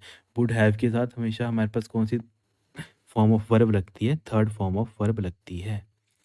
तो ऐसे करके आपने ये सारी चीज़ें अंडरस्टैंड, ग्रामेटिकली रूल हैं ये सारे ना। नेक्स्ट है हमारे पास, when he fill in the blank writes this thesis he took a long rest. मतलब उसने क्या किया, जब बेसिकली हम बात कर रहे हैं ये पास्ट की। अब देखो आप बात कर रहे हो जो पास्ट की, मतलब जब वो अपना थीसिस के ऊपर काम कर रहा था ना, उसने काफ़ी लंबा रेस्ट ले लिया फिर उसने, है ना? ही टुक अ लॉन्ग रेस्ट। अब हम किसकी बात कर रहे हैं? हम पास्ट की बात कर रहे हैं। ओके, तो पास्ट के लिए हम क्या करते हैं, या फिर हम ऐसे बोल सकते हैं कि जब हम अतीत के 2 काम होने पर, जो काम मतलब पहले से शुरू हो हुआ जा चुका है और उसने उसको ख़त्म कर दिया है ना? पास्ट की ही बात कर रहे हैं हम, कि बेसिकली वो उसने इसी टाइम पे स्टार्ट किया था पास्ट में, और लास्ट में जाके उसने ख़त्म कर दिया, उसके बाद उसने लंबी एक अपनी रेस्ट ली है ना? तो अभी वो प्रेज़ेंट में यहाँ पे है, पर ये हम बात किसके कर रहे हैं? हम उसकी पहले की बात कर रहे हैं कि इसने यहाँ से काम स्टार्ट किया, जिससे उसका काम ख़त्म हुआ, फिर उसके बाद उसने फिर लंबी सी अपनी एक लेस्ट रेस्ट ली है अपनी। तो इसका मतलब है बात से सारी की सारी पास्ट की हो रही है। तो जब भी मतलब पास्ट में ना 2 कामों पर एक तरीके से ना जोर दिया जाता है, कि जो काम पहले पूरा हो चुका है उसको हम पास्ट परफेक्ट का यूज़ करते हैं उसमें हमेशा, कि हमने पास्ट में जो काम था, मेरा थीसिस का काम था, वो मैंने ख़त्म कर लिया है, ख़त्म कर चुका हूँ। तो चुका हूँ, चुका है, ये कहाँ पे आते हैं? पास्ट में। ये पास्ट में आ जाते हैं मेरे पास पास्ट परफेक्ट में। और पास्ट परफेक्ट में हम किसका यूज़ करते हैं? हैड का हम यूज़ करते हैं। तो हैड के साथ किसका क्या यूज़ होती है? वर्ब की थर्ड फॉर्म का हम यूज़ करते हैं। तो आप खुद बताओ यहाँ पे कौन-सा बन जाएगा? फर्स्ट यहाँ पे राइट आंसर बन जाएगा। हैड हमारे पास आ गया पास्ट को दिखाने के लिए, फिनिश्ड मतलब हमने कर लिया है, पास्ट में कर लिया है, तो वर्ब की थर्ड फॉर्म का हमने यहाँ पे यूज़ किया है। फिर यहाँ पे हमारे पास कुछ मतलब नॉर्मल जो जीके है वहाँ पे क्वेश्चन पूछे गए थे। फर्स्ट क्वेश्चन था यहाँ पे, who was the first to decipher the inscriptions of Ashoka? तो अशोका के इंक्रिप्शन किसने डिसाइफर किए थे? तो आपको पता है जेम्स प्रिंस थे, उनके द्वारा इसको किया गया था। तो यहाँ पे फर्स्ट क्या बन जाएगा? आपका राइट आंसर बन जाएगा। और बेसिकली जो आपके जेम्स प्रेसेप्स थे, ये 1837 में ना ईस्ट इंडिया कंपनी, एक तो यहाँ पे इनकी मैं डेट हमेशा गलत लिख देता हूँ। यहाँ पे क्या बन जाएगा? 1837। पता है 1837 की बात है। इन्होंने क्या किया था, सबसे पहले जो अशोकन जो एक तरीके से होते हैं ना, हम इसको मतलब शिलालेख वगैरह बोलते हैं उनको। उनको क्या किया था, या फिर जो उनकी लिपि थी पहली, है ना? ब्रह्मी लिपि था, उसको पढ़ा था इन्होंने। तो ये ईस्ट इंडिया कंपनी के ना अधिकारी थे जेम्स प्रिंसेप। इन्होंने पहली बार कौन-सी लिपि थी आपने याद रखनी है। ये सर हमारे पास हम ब्रह्मी लिपि की बात कर रहे हैं। तो ब्रह्मी लिपि को पढ़ा था किसने? जेम्स प्रेसप ने इसको पढ़ा था। नेक्स्ट क्वेश्चन है हमारे पास, the idea of concurrent list. देखो कनकरेंट लिस्ट का आइडिया हमने कहाँ से लिया है? ये कनकरेंट लिस्ट क्या होती है? जहाँ पे स्टेट और सेंटर ना आपस में मिलके कोई चीज़ के ऊपर डिस्कस करते हैं या फिर काम करते हैं, उसको हम कनकरेंट लिस्ट हम बोल देते हैं। तो ये हमने ऑस्ट्रेलिया से लिया है। तो यहाँ पे क्या बन जाएगा? बी आपका राइट आंसर बन जाएगा। देन हमारे पास नेक्स्ट क्वेश्चन है, अ, भिलाई स्टील प्लांट किसके सहयोग से स्थापित किया गया था? है ना? हमारे पास भिलाई स्टील प्लांट आता है, वो किस कंट्री की हेल्प से इस्टेब्लिश किया गया है? तो आपने याद रखना है, ये सर रशिया के द्वारा, फिर हम ऐसे बोल सकते हैं यूएसएसआर के द्वारा, है ना? या फिर इसको सोवियत यूनियन भी हम बोल देते हैं, उसके द्वारा इसको बनाया गया था। और ये कब बना था? ये हम बात कर रहे हैं सेकंड, जो हमारे पास होता है ना 5 ईयर प्लान, है ना? सेकंड 5 ईयर प्लान, उसके अंडर हमारे पास बनाया गया था भिलाई स्टील प्लांट। तो सारी चीज़ होती है, इनको आपने नोट करना है। और ये बेसिकली है कहाँ पे? इंडिया में ही ना, छत्तीसगढ़ का जो रीजन आता है ना, छत्तीसगढ़ में ये प्रेजेंट है हमारे पास Bhilai steel plant. Next question है हमारे पास, हिंदू और मुस्लिम एक सिंदूर बधू की दो आंखें हैं, ये शब्द किसने कहे थे? Who said this word, the Hindu and Muslim are the two eyes of a beautiful bride? तो ये किसके द्वारा कहे गए थे? तो आपने याद रखना है कि सर ये सर सैयद अहमद खान के द्वारा बोले गए थे। एक जो ब्यूटीफुल ब्राइड है, हिंदू और मुस्लिम क्या उनकी आंखें हैं। तो सर सैयद अहमद खान। अब देखो इनके वाला और क्या-क्या इंपॉर्टेंट पॉइंट बन जाते हैं अगर हम बात कर लेते हैं इनकी। जैसे आप पढ़ते हो ना कि सर एक अलीगढ़ मुस्लिम जो यूनिवर्सिटी है, एक आप काफ़ी पॉपुलर है, अलीगढ़ मुस्लिम, है ना? अलीगढ़ मुस्लिम यूनिवर्सिटी जिसको आप बोल देते हो, है ना? उसके जो फाउंडर है वो भी कौन है? हमारे सर सैयद अहमद खान। ये भी आपने याद रखना है। काफ़ी मतलब जो होता है ना कुछ, इनके इंपॉर्टेंट क्वेश्चन बन सकते हैं। अब ये क्वेश्चन आया था तो कल को ये क्वेश्चन आ सकता है। अलीगढ़ मुस्लिम यूनिवर्सिटी किसने के द्वारा स्थापित की गई थी? तो सर सैयद अहमद खान के द्वारा स्थापित की गई थी। नेक्स्ट क्वेश्चन है पंचायतों में महिलाओं के लिए 1/3 आरक्षण। देखो 1/3 जो रिजर्वेशन थी वुमेन्स इन पंचायती, वो कब से स्टार्ट हो गई थी? तो वो 73rd जो हमारे पास एक तरीके से अमेंडमेंट हुई थी ना, और ये कब हुई थी हमारे पास? 17th अमेंडमेंट 1992 में ये हुई थी। यहाँ पे क्या बोला गया था कि जो हमारे पास पंचायती राज में है, वहाँ पे आप क्या करो, वहाँ पे आप रिजर्वेशन दो 1/3। 1/3 आप रिजर्वेशन दो किसको? वुमेन्स को, कि वहाँ पे वुमेन्स भी पार्टिसिपेट कर पाएँ, कहाँ पे? जो हमारे पास पंचायती इलेक्शंस होते हैं। नेक्स्ट है हमारे पास निम्नलिखित में से हर्षवर्धन की राजधानी कौन-सी थी? देखो हर्षवर्धन की राजधानी आप सभी को पता है कौन-सी आ जाती है यहाँ पे? कन्नौज उनकी कैपिटल थी हर्षवर्धन की, है ना? हर्षवर्धन हम बोल सकते हैं कि जो हमारे पास सबसे पहले तो हमारे पास थानेश्वर थी। याद रखना है कि एक थानेश्वर भी थी। थानेश्वर भी उनकी राजधानी थी। उसके बाद इन्होंने शिफ्ट कर लिया था, अपनी जो कैपिटल थी वो कौन-सी बना दी थी इन्होंने? कन्नौज इन्होंने बना दी थी। तो ये सारी चीज़ें आपने ना हिस्ट्री में पढ़ी हैं, जस्ट आपके यहाँ पे क्वेश्चन की वे में पूछी गई हैं। नेक्स्ट है यहाँ पे भाभा परमाणु। देखो जो हमारा भाभा एटॉमिक रिसर्च सेंटर है वो कहाँ पे है? सभी को पता है सर, वो हमारे पास ट्राम्बे में वो प्रेज़ेंट है। तो बी आपका क्या बन जाएगा? राइट आंसर बन जाएगा। ओके, जिसको हम शॉर्ट में हम क्या बोल देते हैं? BARC भी बोल देते हैं, बैर्क भी हम बोल देते हैं। भाभा एटॉमिक रिसर्च सेंटर वो हमारा ट्रोम्बे में प्रेज़ेंट है ना? ट्रोम्बे पता है ना आपको कहाँ पे है? ये हम इसीलिए हमारे पास अ, मुंबई, मतलब जो हमारा मुंबई रीजन है ना वहाँ पे है। सिंपल ऐसे लिख सकते हो आप कि मुंबई जो रीजन है महाराष्ट्र के मुंबई में, वहाँ पे हमारा ये प्रेजेंट है। नेक्स्ट है हमारे पास सिंधु जल संधि किस वर्ष हस्ताक्षर हुए थे? देखो इंडस वाटर ट्रीटी, इसके ऊपर अभी डिस्प्यूट भी चला है, अभी इंडिया ने इसको मानने से मना कर दिया है। तो ये कब साइन किए गए थे? तो 1960 में ये साइन हुए थे। याद रखना है हमेशा है कि जो हमारे पास इंडस वाटर ट्रीटी है, ये बेसिकली हमारे पास जो वर्ल्ड बैंक और यहाँ पे ना जैसे मान लेते हैं एक तरफ आ गया हमारे पास इंडिया और एक तरफ आ गया हमारे पास पाकिस्तान, है ना? इन दोनों के बीच में इन दोनों की मीटिंग किसने करवाई थी? ये करवाई थी वर्ल्ड बैंक ने।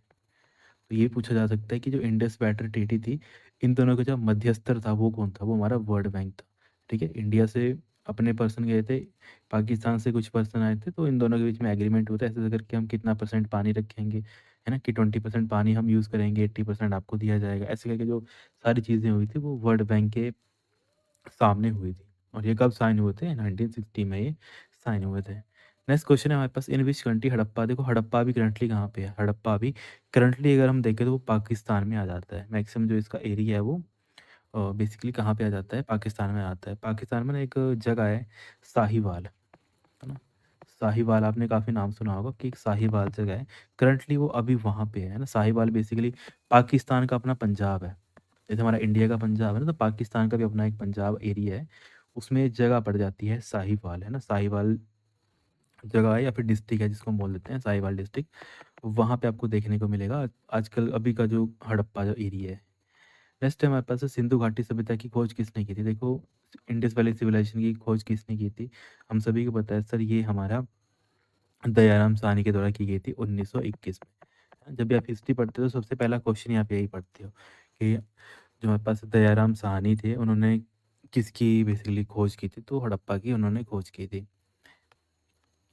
नेक्स्ट हमारे पास महाभारत का युद्ध कितने दिनों तक चला था? तो सभी को पता है 18 दिन तक ये चला था, तो यहाँ पे बी आपका क्या बन जाएगा? राइट आंसर बन जाएगा, है ना? पता ही ना आपको, कुरुक्षेत्र में हुआ था कौरव और पांडवों के बीच में 18 दिन का जो युद्ध था। नेक्स्ट क्वेश्चन हमारे पास, भारत में अपना पहला परमाणु परीक्षण कब किया गया था? India first conduct the nuclear test. तो सबसे पहले न्यूक्लियर टेस्ट इंडिया ने कहाँ पे किया था? तो ये सर हमारे पास जो एरिया जाता है ना राजस्थान, याद रखना है कहाँ पे था हमारे पास? ये हमारे पास राजस्थान में किया गया था। और राजस्थान की एक जगह है हमारे पास पोखरन। काफ़ी बार एग्जाम में क्वेश्चन पूछा गया था कि फर्स्ट न्यूक्लियर टेस्टिंग कहाँ पे हुई थी? पोखरन में हुई थी। और ये कब हुई थी? ये 18 मई 1974 में हुई थी। तो यहाँ पे बी आपका क्या बन जाएगा? राइट आंसर बन जाएगा। ओके, और इसका जो नाम रखा था ना, इसका सीक्रेट जो कोड होता है, जैसे हमने कोई न्यूक्लियर टेस्ट करना है तो हमने ऐसा थोड़ा बोला कि हम न्यूक्लियर टेस्ट कर रहे हैं, हमने इसका नाम रखा था एक बकायदा, क्या रखा था? स्माइलिंग बुद्धा। ये भी पूछा जाता है कि जो हमारे पास स्माइलिंग बुद्धा है, ये टर्म किसके लिए यूज़ की जाती है? तो ये हमारे पास फर्स्ट न्यूक्लियर जो एक तरीके से टेस्ट था उसके लिए हम क्या करते हैं, अ, उसके लिए इसका मतलब नाम रखा गया था स्माइलिंग बुद्धा, ये आपने याद रखना है। नेक्स्ट क्वेश्चन था 1857 के विद्रोह में अहम भूमिका निभाने वाली मंगल पांडे किस बटालियन से थे? तो मंगल पांडे बेसिकली कौन से बटालियन से थे? काफ़ी बार पूछा गया है ये क्वेश्चन, तो ये 34th बटालियन से बिलॉन्ग करते थे। तो यहाँ पे सी क्या बन जाएगा? राइट आंसर बन जाएगा, है ना? बेसिकली हुआ क्या था, इन्होंने जो विद्रोह किया था कि जो मतलब हिंदू थे उनको क्या किया था, जो गाय का जो चर्बी होती है उसके कारतूस दिए थे, और मुसलमानों को किसके दिए थे? उनको सूअर के दिए थे, क्योंकि उन दोनों के लिए, जैसे हिंदुओं के लिए गाय पवित्र है, मुसलमानों के लिए सूअर क्या है? पवित्र है। तो उनको उसी के दिए थे, तो उनका जो धर्म था उसको मतलब एक तरीके से अंग्रेजों के द्वारा वो किया जा रहा था। तो उसी वजह से क्या किया था, मंगल पांडे ने विद्रोह कर दिया था। और वो कौन सी बटालियन से बिलोंग करते थे? 34th नेटिव इन्फेंट्री, या फिर उसको बोलते हैं 34th जो बटालियन थे, वहाँ से वो मतलब उस बटालियन के वो मेंबर थे, बस आपने याद रखना है। और ये कहाँ पे हुआ था? हमारा जो बैरकपुर में हुआ था ये। ओके, ये भी आपने याद रखना है, ये कहाँ पे हुआ था? बैरकपुर एक जगह थी, वहाँ से ये विद्रोह स्टार्ट हुआ था। नेक्स्ट क्वेश्चन हमारे पास एलोरा की गुफाएं। देखो एलोरा की गुफाएं कहाँ पे है? एलोरा की गुफाएं सर हमारे पास महाराष्ट्र में है, तो यहाँ पे ए आपका क्या बन जाएगा? राइट आंसर बन जाएगा। और एलोरा की गुफाओं ना हम किस में पढ़ते हैं? हम इसको यूनेस्को के अंडर ही पढ़ते हैं। जो हमारे पास यूनेस्को की वर्ल्ड हेरिटेज साइट्स हैं उसमें भी एलोरा का नाम आता है, ये भी आपने याद रखना है। और बाकी याद रखना है कि ये जो यूनेस्को की जो मतलब गुफाएं या फिर दोहराएं है ना, तो महाराष्ट्र की जो छत्रपति संभाजी नगर है, वहाँ पे ये प्रेजेंट है। अगर कब कल से आपको पूछ लिया कि कहाँ पे है एग्जैक्टली ये, तो ना जो हमारे पास महाराष्ट्र है, तो वहाँ पे एक एरिया पड़ जाता है, कौन सा? छत्रपति अ, संभाजी नगर। ठीक है, संभाजी नगर एक एरिया पड़ जाता है, वहाँ पे आपको देखने को मिलेंगे एलोरा। और इसी को हम आजकल क्या बोलते हैं? औरंगाबाद भी बोल देते हैं। ओके, संभाजी नगर नहीं लिखा हुआ तो वहाँ पे लिखा होगा ऑप्शन में औरंगाबाद। ओके, औरंगाबाद हम एरियाज को बोल देते हैं। तो संभाजी नगर या फिर औरंगाबाद में क्या प्रेजेंट है? आपकी एलोरा की जो गुफाएं हैं। नेक्स्ट है नेटो। तो नेटो बेसिकली पूछा है कि नेटो का क्या कॉन्टेक्स्ट है? तो नेटो हमारे पास है क्या है? मिलिट्री अलायंस है यहाँ पे, है ना? तो हमारे नॉर्थ अटलांटिक ट्रीटी ऑर्गेनाइजेशन जिसको हम बोल देते हैं, ये एक सैनिक गठबंधन है। और ये कब हुआ था इस्टेब्लिश? ये 1949 में ये इस्टेब्लिश हुआ था। नेक्स्ट क्वेश्चन है मेरे पास, अशोक के कलिंग की राजधानी किसने बनाई? तो अशोक ने कलिंग की राजधानी किसे बनाया था? तो ये उसने बनाया था सर, हमारे पास जो तोसली जगह है उसको इसने बनाया था। तो यहाँ पे ए आपका क्या बन जाएगा? राइट आंसर बन जाएगा। कि बेसिकली जब अशोक ने ना कलिंग में अपनी मतलब जीत लिया था ना कलिंग को, तो कलिंग को जीतने के बाद उसने तोसली एक जगह थी कलिंग प्रांत में, उसको उसकी राजधानी बना लिया था तोसली को। देन नेक्स्ट क्वेश्चन था, भारत और चीन के बीच में पंचशील समझौता कब हुआ था? है ना, पंचशील जो एग्रीमेंट हुआ था इंडिया और चाइना के बीच में, ये कब साइन हुआ था? तो 29 अप्रैल 1954 को ये साइन हुआ था। तो बी क्या बन जाएगा यहाँ पे? राइट आंसर बन जाएगा। मतलब ये क्या था, इन्होंने बोला था कि इंडिया और चाइना हमेशा क्या रहेंगे? शांतिपूर्ण रहेंगे, है ना? तो पांच जो मतलब हुआ था पंचशील एग्रीमेंट थे, मतलब यहाँ पे 5 पॉइंट्स के ऊपर एग्रीमेंट हुए थे। तो कब हुआ था ये? 29 अप्रैल 1954 को ये हुआ था। नेक्स्ट क्वेश्चन है हमारे पास, गुप्त काल में प्रांत का मुखिया क्या कहलाता था? तो गुप्तों के टाइम में ना जो प्रोविंस का जो हेड होता था उसको हम क्या बोल देते थे सर? उसको हम उपारिक बोल देते थे। तो वहाँ पे क्या बन जाएगा? सी आपका राइट आंसर बन जाएगा। ओके, हम बात कर रहे हैं गुप्त की, है ना? और प्रांतों को ना, जो हमारे प्रोविंस होते थे ना, उनको भुक्ति बोलते थे। भुक्ति हम बोलते थे, जो हमारे पास प्रोविंसेस होते थे उनको हम क्या बोल देते थे? भुक्ति हम उनको बोल देते थे। तो ये आपने नोट करना है। और नेक्स्ट हमारे पास जो हमारे पास सांची स्तूप है, ये कहाँ पे है? तो आप सभी को पता है सर, जो हमारे पास मध्य प्रदेश है, तो वहाँ पे ये प्रेजेंट है हमारा शांति स्तूप, जो अभी प्रेजेंटली मध्य प्रदेश है ना, एमपी, तो वहाँ पे हमारा प्रेजेंट है शांति स्तूप। और मध्य प्रदेश का कौन सा एरिया है जहाँ पे एग्जैक्टली वो है? तो वो सर हमारे पास भोपाल एरिया है। तो यहाँ पे बी आपका क्या बन जाएगा? राइट आंसर बन जाएगा। और अगर कल को मान लेते हैं कि कौन से डिस्ट्रिक्ट में है, ये पूछ लिया, तो डिस्ट्रिक्ट पूछ लिया, तो डिस्ट्रिक्ट आपने याद रखना है, हम रायसेन डिस्ट्रिक्ट की बात करते हैं। ओके, रायसेन एक डिस्ट्रिक्ट आता है, वहाँ पे ये प्रेजेंट है। नेक्स्ट हमारे पास, भारत पाक सीमा आयोग के अध्यक्ष कौन थे? बेसिकली जो इंडिया पाक बॉर्डर के जो चेयरमैन है वो कौन है? इंडिया पाक बॉर्डर में जो भी डिस्ट्रिक्ट होगा कुछ भी होगा, उसमें लिए चेयरमैन है, उन चेयरमैन का नाम क्या है? उनका नाम है सर हमारे पास सर रेड क्लिफ, है ना? क्योंकि जब हमारे पास इंडिया पाकिस्तान का जो बॉर्डर दिया गया था ना, जिसको हम क्या बोलते हैं? रेड क्लिफ लाइन हम बोल देते हैं, इंडिया पाकिस्तान के जो बॉर्डर है। तो जो ये बॉर्डर था उसके चेयरमैन कौन से थे, फिर उस कमीशन का नाम क्या था, किसके द्वारा वो गठित किया गया था, तो हमारे पास सर रेड क्लिफ के द्वारा वो गठित किया गया था। तो यहाँ पे डी आपका क्या बन जाएगा, राइट आंसर बन जाएगा, है ना। देन नेक्स्ट क्वेश्चन हमारे पास बर्लिन की दीवार कब गिराई गई थी। तो जो हमारे पास बर्लिन की दीवार थी वो कब गिराई गई थी, तो ये हमारे पास 9 नवंबर 1989 को एग्जैक्टली वो गिराई गई थी। अगर डेट पूछ लिया जाए तो आपने याद रखना है 9 नवंबर 1989 को इस दीवार को गिरा दिया गया था, जिससे क्या था कि जर्मनी का ना एकीकरण का रास्ता साफ हो गया था, है ना, ये याद रखना है आपने। नेक्स्ट हमारे पास किस मुगल शासक ने आलमगीर, मतलब किसको हम आलमगीर के नाम से जानते हैं, बस ये यहाँ पे पूछा है। तो औरंगजेब को हम आलमगीर के नाम से भी जानते हैं। तो यहाँ पे ए आपका क्या बन जाएगा, राइट आंसर बन जाएगा। क्योंकि आलमगीर का मतलब क्या आता है, हमेशा रखना है, आलमगीर का मतलब होता है कि जो विश्व विजेता हम जिसको बोलते हैं, है ना। इसने क्या किया है कि वर्ल्ड को जीत लिया है। तो आपको पूछ लिया जाए कि हमारे पास जो विश्व विजेता है ना, तो विश्व विजेता बेसिकली हम क्या बोलते हैं, आलमगीर को भी हम बोल देते हैं। नेक्स्ट क्वेश्चन है हमारे पास, दिल्ली भारत की राजधानी कब बनी। देखो दिल्ली कब बनी, ये हम सभी को पता है 1911 में बना था ये, कि जो दिल्ली दरबार था ब्रिटिश में, उन्होंने क्या किया था, वहाँ पे घोषणा कर दी थी कि दिल्ली अब क्या होगी, भारत की अपनी एक राजधानी बन जाएगी। मतलब पहले क्या थी हमारे पास, पहले हमारे पास सिर्फ कोलकाता थी। तो कोलकाता से उन्होंने उसको शिफ्ट कर लिया था कहाँ पे, 1911 में दिल्ली को। उन्होंने बोला कि दिल्ली दरबार में कि हम क्या कर रहे हैं, अब दिल्ली को क्या कर रहे हैं, ऑफिशियल कैपिटल ऑफ इंडिया हम क्या कर रहे हैं, घोषित कर रहे हैं। नेक्स्ट क्वेश्चन पूछा गया था, निम्न में से कौन सा देश संयुक्त राष्ट्र सुरक्षा परिषद की स्थायी सदस्यता नहीं है। वो सिंपली बोला है कि कौन सा जो कंट्रीज है जो यूएन सिक्योरिटी काउंसिल के अंदर नहीं आती हैं। तो ये सर हमारे पास जापान नहीं है, बाकी सारी की सारी है। तो यहाँ पे क्या बन जाएगा, डी आपका राइट आंसर बन जाएगा। अब आपको ये पूछा जाता है कि कौन हमारे पास परमानेंटली मेंबर है यूएनएससी के ना, क्योंकि एग्जाम में ये पूछा जाता है कि परमानेंट मेंबर कौन कौन से हैं। तो हमेशा याद रखना है, एक आपका बन जाता है अमेरिका, इसके अलावा सर हमारे पास बन जाता है रशिया, जो भी पावरफुल कंट्रीज़ हैं। अमेरिका आ गया, रशिया आ गया, चाइना आ गया, इसके अलावा हमारे पास फ्रांस आ गया, है ना। इसके अलावा हमारे पास ब्रिटेन आ गया, है ना। और देखो ये आपने कैसे याद रखना है, आपने याद रखना है कि जैसे आप हिस्ट्री की बात करते हो, आप इंडियन हिस्ट्री की, आपको पता है कि आपका चाइना के साथ भी युद्ध हुआ है ना। फ्रांस और ब्रिटेन आपको पता ही है, जब यहाँ पे अंग्रेज आए थे तो फ्रांसीसियों के युद्ध आप भी पढ़ते हो, फिर ब्रिटिशर्स के युद्ध भी आप पढ़ते हो, है ना, अंग्रेजों के जैसे आप बोलते हो, तो वो युद्ध भी आप पढ़ते हो। तो 3 कंट्रीज़ तो आपको ऐसे ही याद हो जाएँगी। और अमेरिका और रशिया आपको पता ही है, ये सिर्फ़ पावरफुल कंट्रीज़ हैं। ऑब्वियसली ये दोनों क्या हैं, पावरफुल कंट्रीज़ हैं। तो ये भी सिक्योरिटी काउंसिल के अंदर तो होंगी ही होंगी। बस ऐसे करके आपने ये सिक्योरिटी काउंसिल याद रखनी है। और ये सारे ना परमानेंट मेंबर हैं। ये सारे के सारे क्या हैं, हमारे पास परमानेंट मेंबर हैं। याद रखना है कि परमानेंट मेंबर है ये हमारे पास। नेक्स्ट क्वेश्चन है, निम्नलिखित में से किसने अकबर की जीवन कथा लिखी थी। Who among the following wrote the biography of Akbar. तो बायोग्राफी ऑफ अकबर किसने लिखी थी, अबुल फजल ने लिखी थी। तो यहाँ पे बी आपका क्या बन जाएगा, राइट आंसर बन जाएगा। और इसकी जो जीवन कथा थी इसको हम क्या बोल देते हैं, इसको हम बोल देते हैं अकबरनामा। कि अकबर नामा हम इसको बोल देते हैं। अकबरनामा किसने लिखी थी, अबुल फजल ने लिखी थी। और इसी को हम क्या बोल देते हैं, अकबर की जीवन कथा। नेक्स्ट क्वेश्चन हमारे पास, सार्क की स्थापना कब हुई थी। When was SAARC establish. तो सार्क की स्थापना कब हुई थी, 1985 में ये हुई थी। तो सी क्या बन जाएगा, यहाँ पे राइट आंसर बन जाएगा।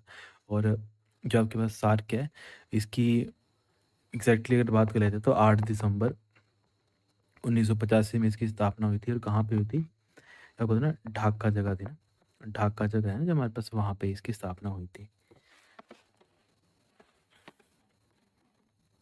नेक्स्ट क्वेश्चन यहाँ पूछा गया था कि वर्तमान में संयुक्त राष्ट्र के सदस्यों में कितनी संख्या हो, what is the number of members of UN at present. तो यूएन में कितने मेंबर हैं अभी प्रेजेंटली, तो यहाँ पे 193 मेंबर्स हैं यहाँ पे यूएन में।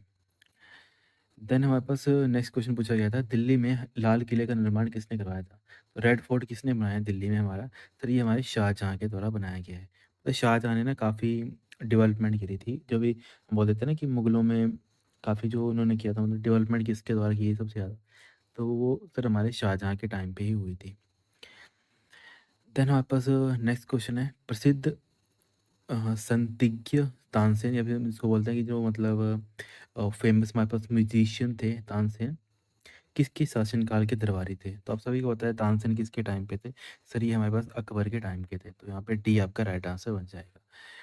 देन नेक्स्ट क्वेश्चन है, किस वर्ष बैसाखी के दिन 13 अप्रैल गुरु गोविंद सिंह ने खालसा पंथ की स्थापना की थी? देखो आपको सभी पता है बैसाखी का त्यौहार मनाया इसलिए जाता है 13 अप्रैल कि उसने गुरु गोविंद सिंह ने खालसा पंथ की यहाँ पे स्थापना की थी। तो बोला कि कौन से साल में इन्होंने की थी? आपको सभी को पता है कि 1699 में क्या की थी इन्होंने, इसकी स्थापना की थी। आपने याद रखना है कि जो हमारे पास गुरु गोविंद सिंह है, ये ना 10th गुरु थे। अगर हम बात कर लेते हैं कि हमारे पास होते हैं अलग-अलग गुरु जो हैं इसमें, तो उसमें जो 10th गुरु थे वो गुरु गोविंद सिंह थे। इन्होंने क्या किया था, आनंदपुर साहिब में ना, याद रखना है कि जगह पूछ लिया है तो आनंदपुर साहिब है वो, अनंतपुर साहिब। तभी अनंतपुर साहिब ना काफ़ी फ़ेमस है, जब भी बैसाखी का त्योहार आता है तो यहाँ पे काफ़ी मतलब भीड़ होती है इस जगह पे अनंतपुर साहिब में, क्योंकि यहाँ पे एक्चुअल में उन्होंने किसकी स्थापना की थी? खालसा पंथ की स्थापना की थी। नेक्स्ट क्वेश्चन है, अंतर्राष्ट्रीय मुद्रा कोष की संस्थापना कब हुई थी? इंटरनेशनल मॉनेटरी फंड कब स्टार्ट हुआ था? ये 22 जुलाई 1944 को ये स्टार्ट हुआ था, तो बी आपका राइट आंसर बन जाएगा, है ना? और ब्रिटेन के वुड्स सम्मेलन में हुआ था। यह भी आप रखना, याद रखना है कि हमारे पास ब्रिटेन का ना वुड्स एक तरीके से सम्मेलन हुआ था, और इसके दौरान हमारे पास जो आईएमएफ ने ना इसकी रूपरेखा तैयार कर दी थी। इंटरनेशनल जो मॉनेटरी फंड थी, इसकी रूपरेखा तैयार करी गई थी ब्रिटेन वुड्स के अंदर। तो ये भी आपने याद रखना है, छोटे पॉइंट पर एग्जाम पूछे जाते हैं। Next time, when did the terrorist attack on the Indian parliament take place? देखो भारतीय जो पार्लियामेंट है वहाँ पे टेररिस्ट अटैक हुआ था एक बार, तो कब हुआ था वो? 13 दिसंबर 2001 में हुआ था। तो यहाँ पे सी आपका राइट आंसर हो जाएगा। और ये किसने करवाया था?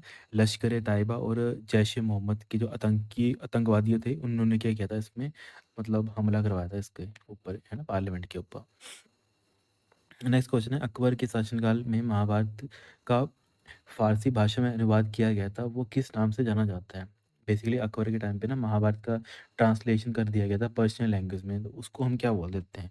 उसको हम बोल देते हैं सर रज़मनामा। ओके, तो यहाँ पे क्या बन जाएगा? सी हमारा राइट आंसर बन जाएगा। और रज़मनामा को क्या बोलते हैं? हिंद मतलब एक तरीके से जो उर्दू मतलब पर्शियन है उसमें तो हम रज़मनामा बोल देते हैं, पर उसका हिंदी में मतलब क्या हुआ? हिंदी में उसको बोल देते हैं युद्ध की पुस्तक। कल का पूछ लिया आपको, बताओ हमें कि जो रज़मनामा है उसका मतलब क्या है? तो रज़मनामा का मतलब होता है युद्ध की पुस्तक। और ये एक्चुअल में ट्रांसलेट किसने की थी ये भी पूछा जाता है। जो रज़मनामा है ये अ, मतलब जो नाम है वो फैज़ी और बदियू के द्वारा क्या किया था, इसकी ट्रांसलेशन की थी। वो भी आप लिख सकते हो किसके द्वारा की गई थी। सर हमारे पास ना फैज़ी और दूसरे पर्सन थे हमारे पास बदायूनी। तो ये पूछा जाता है कि फैज़ी और बदायूनी की तरह कौन सी जो बुक थी उसका ट्रांसलेशन किया गया था, तो वो महाभारत है। जो भी क्वेश्चन घूम के पूछ सकते हैं वो सारे बता दिए मैंने, कि रज़मनामा को हम क्या बोलते हैं? युद्ध की पुस्तक भी बोल देते हैं। फिर यहाँ पे शाहजहाँ के काल में कौन सा यूरोपीय यात्री भारत आया था? कि जब हमारे पास शाहजहाँ थे उस टाइम पे कौन सा जो यूरोपियन ट्रैवलर था वो इंडिया में आया था, तो वो हमारे पास पीटर मुड्स आया था, है ना? तो या फिर पीटर मुंडी इसको बोल देते हैं, तो डी आपका क्या बन जाएगा? राइट आंसर बन जाएगा। बाकी जहांगीर के टाइम के ही पूछे जाते हैं, जहांगीर के टाइम के ही पूछे जाते हैं। और क्योंकि शाहजहाँ में था ना पीटर मुंडी, तो जहांगीर के टाइम पे जैसे हम बात कर लेते हैं, सर जैसे हमारे पास एक आया था विलियम हॉकिंस था एक नाम उनका, है ना? एक विलियम हॉकिंस करके थे, और एक हमारे पास आ जाते हैं थॉमस। फेमस फेमस हैं, इनको आपने हमेशा याद रखना है। बाकी चलो आपको और भी थे, उनको अगर आपको याद ना आए पर भी आपको जो मेन इंपॉर्टेंट है उनका नाम याद रखने हैं, विलियम हॉकिंस और थॉमस, है ना? तो ये आपने ज़रूर याद रखना है, ये जहांगीर के टाइम पे आए थे। फिर हमारे पास नेक्स्ट है, when was the treaty of Versailles sign, है ना? ठीक है, वर्साई की संधि कब हमारे साइन हुई थी? तो ये 1919 में साइन हुई थी। तो फर्स्ट क्या बन जाएगा? राइट आंसर बन जाएगा, है ना? बेसिकली ये क्या थी? ये वो ट्रीटी थी जब फर्स्ट वर्ल्ड वार ख़त्म किया गया था।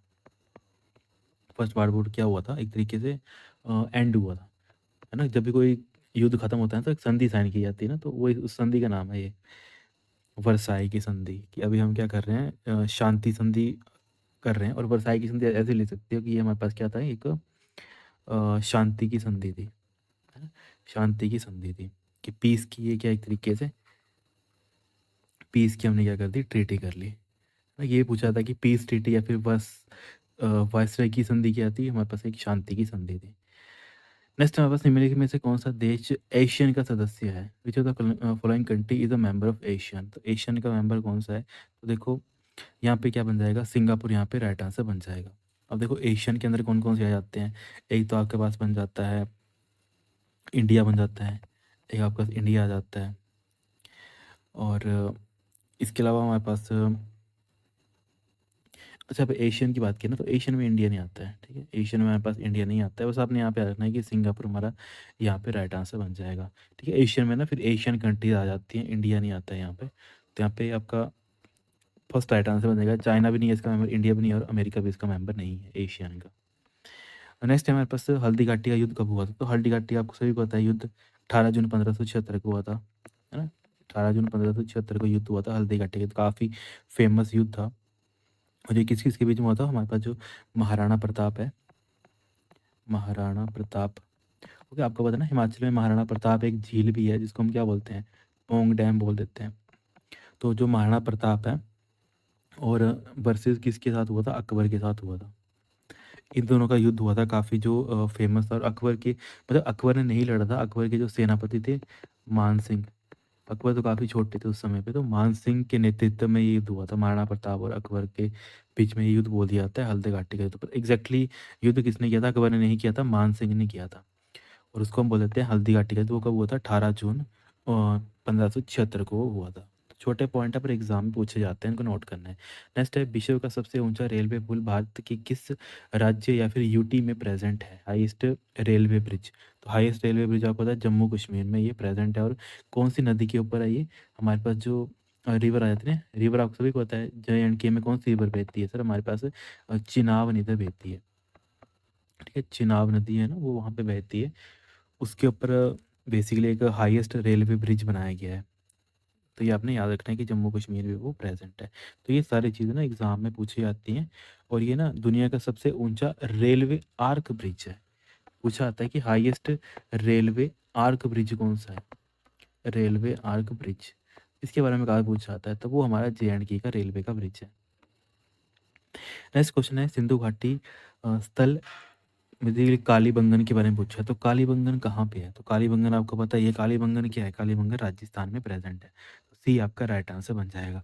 कालीबंगन बेसिकली जो हनुमानगढ़ जिला है ना, वहाँ पे याद रखना है, राजस्थान में ना एक हनुमानगढ़ जिला है, हनुमानगढ़, हनुमानगढ़ जिला है, वहाँ पे एरिया है हमारे पास कालीबंगन। मतलब हनुमानगढ़ जिला एरिया है ना, वो प्रेजेंटली हनुमानगढ़ है, और पहले हम हिस्ट्री में उसको कालीबंगन के नाम से जानते थे। और ये हनुमानगढ़ जो एरिया है या फिर कालीबंगन जो जगह है, वो कौन सी नदी के किनारे है? वो घाघर नदी के किनारे है। और एग्जाम में एक काफी क्वेश्चन पूछा गया है कि घाघर नदी कहाँ पे बहती है ना, तो वो हमारे राजस्थान में बहती है। या फिर एग्जैक्टली पूछ लिया जाए तो कालीबंगन कौन सी नदी के किनारे था, तो वो घाघर नदी के किनारे था। तो ऐसे करके आपकी ये सारी चीज़ें क्लियर होनी चाहिए। नेक्स्ट हमारे पास है इंडिया विंस फ्रीडम। तो यहाँ पे एक ऑटोबायोग्राफी लिखी गई थी, इंडिया विंस फ्रीडम। तो ये किसके द्वारा लिखी गई थी? तो ये हमारे पास अब्दुल कलाम आज़ाद के द्वारा लिखी गई थी। तो यहाँ पे डी आपका क्या बन जाएगा? राइट आंसर बन जाएगा। आप सभी को पता है हमारे पास जो मौलाना अबुल कलाम आज़ाद थे, उन्होंने क्या किया था? भारत की जो स्वतंत्रता संग्राम था उसके ऊपर बुक लिखी गई थी, लिखी थी उन्होंने, उसका नाम था India wins freedom. Next question हमारे पास है, in which article of the constitution fundamental, देखो fundamental right of education, education आता है 21A के अंदर आपका। तो यहाँ पे बी आपका क्या बन जाएगा? राइट आंसर बन जाएगा। और ये कब हुआ था? कि हर बच्चे को एजुकेशन आपको देनी ही देनी है ना? एलिमेंट मतलब बोलते हैं ना कि 10th तक जो आपको एजुकेशन है वो बच्चे को देनी ही देनी है। और गवर्नमेंट भी प्रमोट करती है कि आपको फ्री एजुकेशन प्रमोट की जाए। तो वो कौन से मतलब अमेंडमेंट के अंडर हुआ था? आपने याद रखना है 86th अमेंडमेंट हुआ था कॉन्स्टिट्यूशन में। 86th अमेंडमेंट हुआ था कॉन्स्टिट्यूशन में, उसके अंडर बोला गया था कि हर बच्चे का राइट है एजुकेशन लेना, है ना? और ये जो 86th अमेंडमेंट हुआ था, ये कब हुआ था? 2002 में हुआ था। ये भी आपने याद रख लेना है। और इसमें ये लिखा गया था कि जो आपके पास 6 से लेके ना 14 साल के जो बच्चे हैं, 6 से 14 ईयर के जो बच्चे हैं, उनको हम क्या देंगे? उनको हम फ्री एजुकेशन देंगे, सिंपल बोला है। फ्री देंगे एंड साथ में वो एजुकेशन क्या है? कंपलसरी है। ऐसा नहीं कि आप किसी भी बच्चे को एजुकेशन नहीं दोगे, वो आपका उस बच्चे का फंडामेंटल राइट है, आपको उसको एजुकेशन प्रोवाइड करनी ही करनी है। नेक्स्ट है हमारे पास, what is called a white gold. देखो श्वेत सोना हम किसको बोलते हैं? श्वेत सोना हम बोल देते हैं हाइड्रो पावर को। क्योंकि हाइड्रो पावर, हाइड्रो क्या है एक तरीके से मतलब जल विद्युत के थ्रू हम क्या करते हैं? एक एनर्जी प्रोड्यूस करते हैं। हम लोग वाइट कोल इसलिए बोलते हैं कि उससे कोई एक तरीके से उस एनर्जी से ना कोई भी प्रदूषण नहीं होता, तभी उसको वाइट कोल बोल देते हैं। तो इस वे में देखो क्वेश्चन पूछे जाते हैं। हाँ, बाकी नेक्स्ट क्वेश्चन है, निम्नलिखित में से कौन सा संवैधानिक संशोधन मिनी कॉन्स्टिट्यूशन, जिसको हम मिनी कॉन्स्टिट्यूशन बोलते हैं, तो 30 यहाँ पे 40 सेकंड जो अमेंडमेंट है उसको हम क्या बोल देते हैं, मिनी कॉन्स्टिट्यूशन बोल देते हैं। और ये कब हुआ था, ये 1976 में ये अमेंड मतलब हुआ था, इस्टेब्लिश अंडर 42nd जो हमारे पास अमेंडमेंट हुआ था, ठीक है, 42nd अमेंडमेंट 1976 में हुआ था। और जो हमारे पास जो ये 42वां जो संशोधन है इसको क्या बोला जाता है, मिनी कॉन्स्टिट्यूशन भी बोला जाता है। नेक्स्ट क्वेश्चन हमारे पास, बंगाल विभाजन किस वायसराय के समय रद्द हुआ था।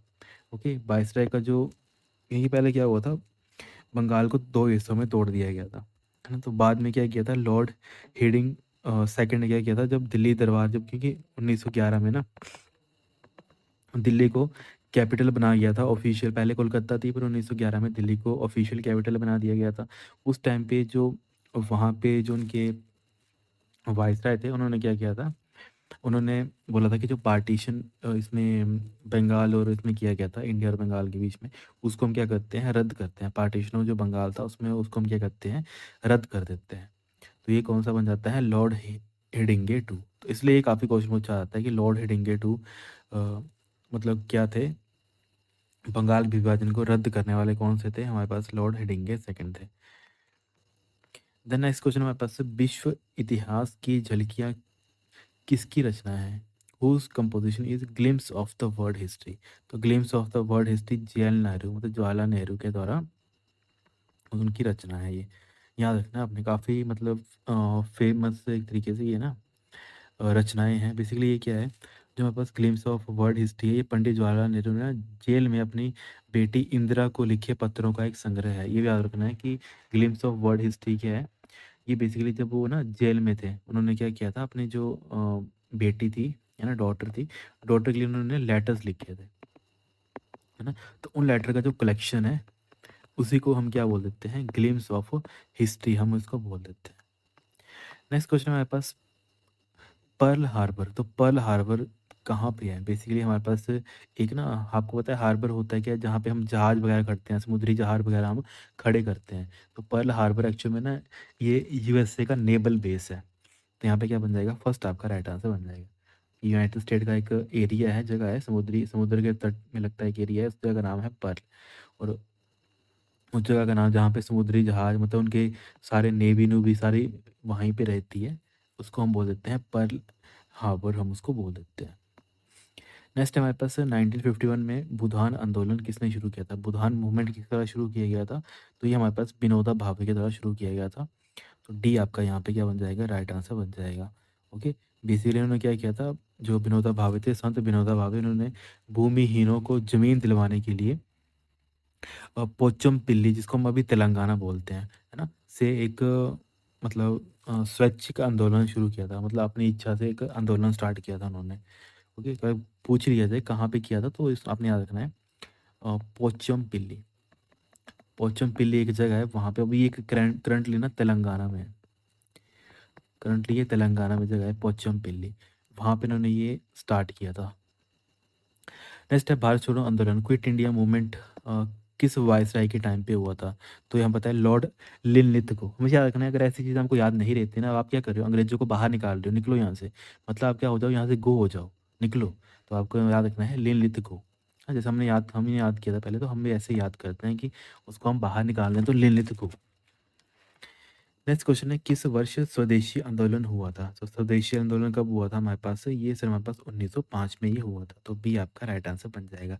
और ये क्यों हुआ था, क्योंकि आपने ये पढ़ा था कि जो बंगाल विभाजन है ना, जो हमने बोला था ना,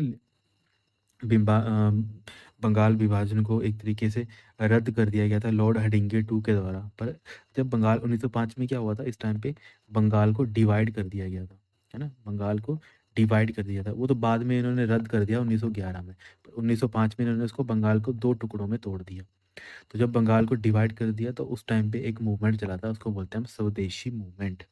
ओके, तो ये आपने याद रखना है कि स्वदेशी मूवमेंट सर कब स्टार्ट हुआ था, 1905 में हुआ था। क्यों स्टार्ट हुआ था, क्योंकि बंगाल को उन्होंने डिवाइड कर दिया था। तो जैसे उन्होंने डिवाइड कर दिया था, उन्होंने बोला कि हम ब्रिटिशर्स की जो भी चीज़ें हैं अब उनको कंज्यूम ही नहीं करेंगे, है ना। क्या था कि जो ब्रिटिशर्स की जो भी आइटम्स थी, जो भी चीज़ें थी, हम क्या करेंगे, उनको आर्थिक हानि करेंगे, उनकी आर्थिक हानि पे हम क्या करेंगे, फोकस करेंगे, तभी उसको बोलते हैं स्वदेशी मूवमेंट।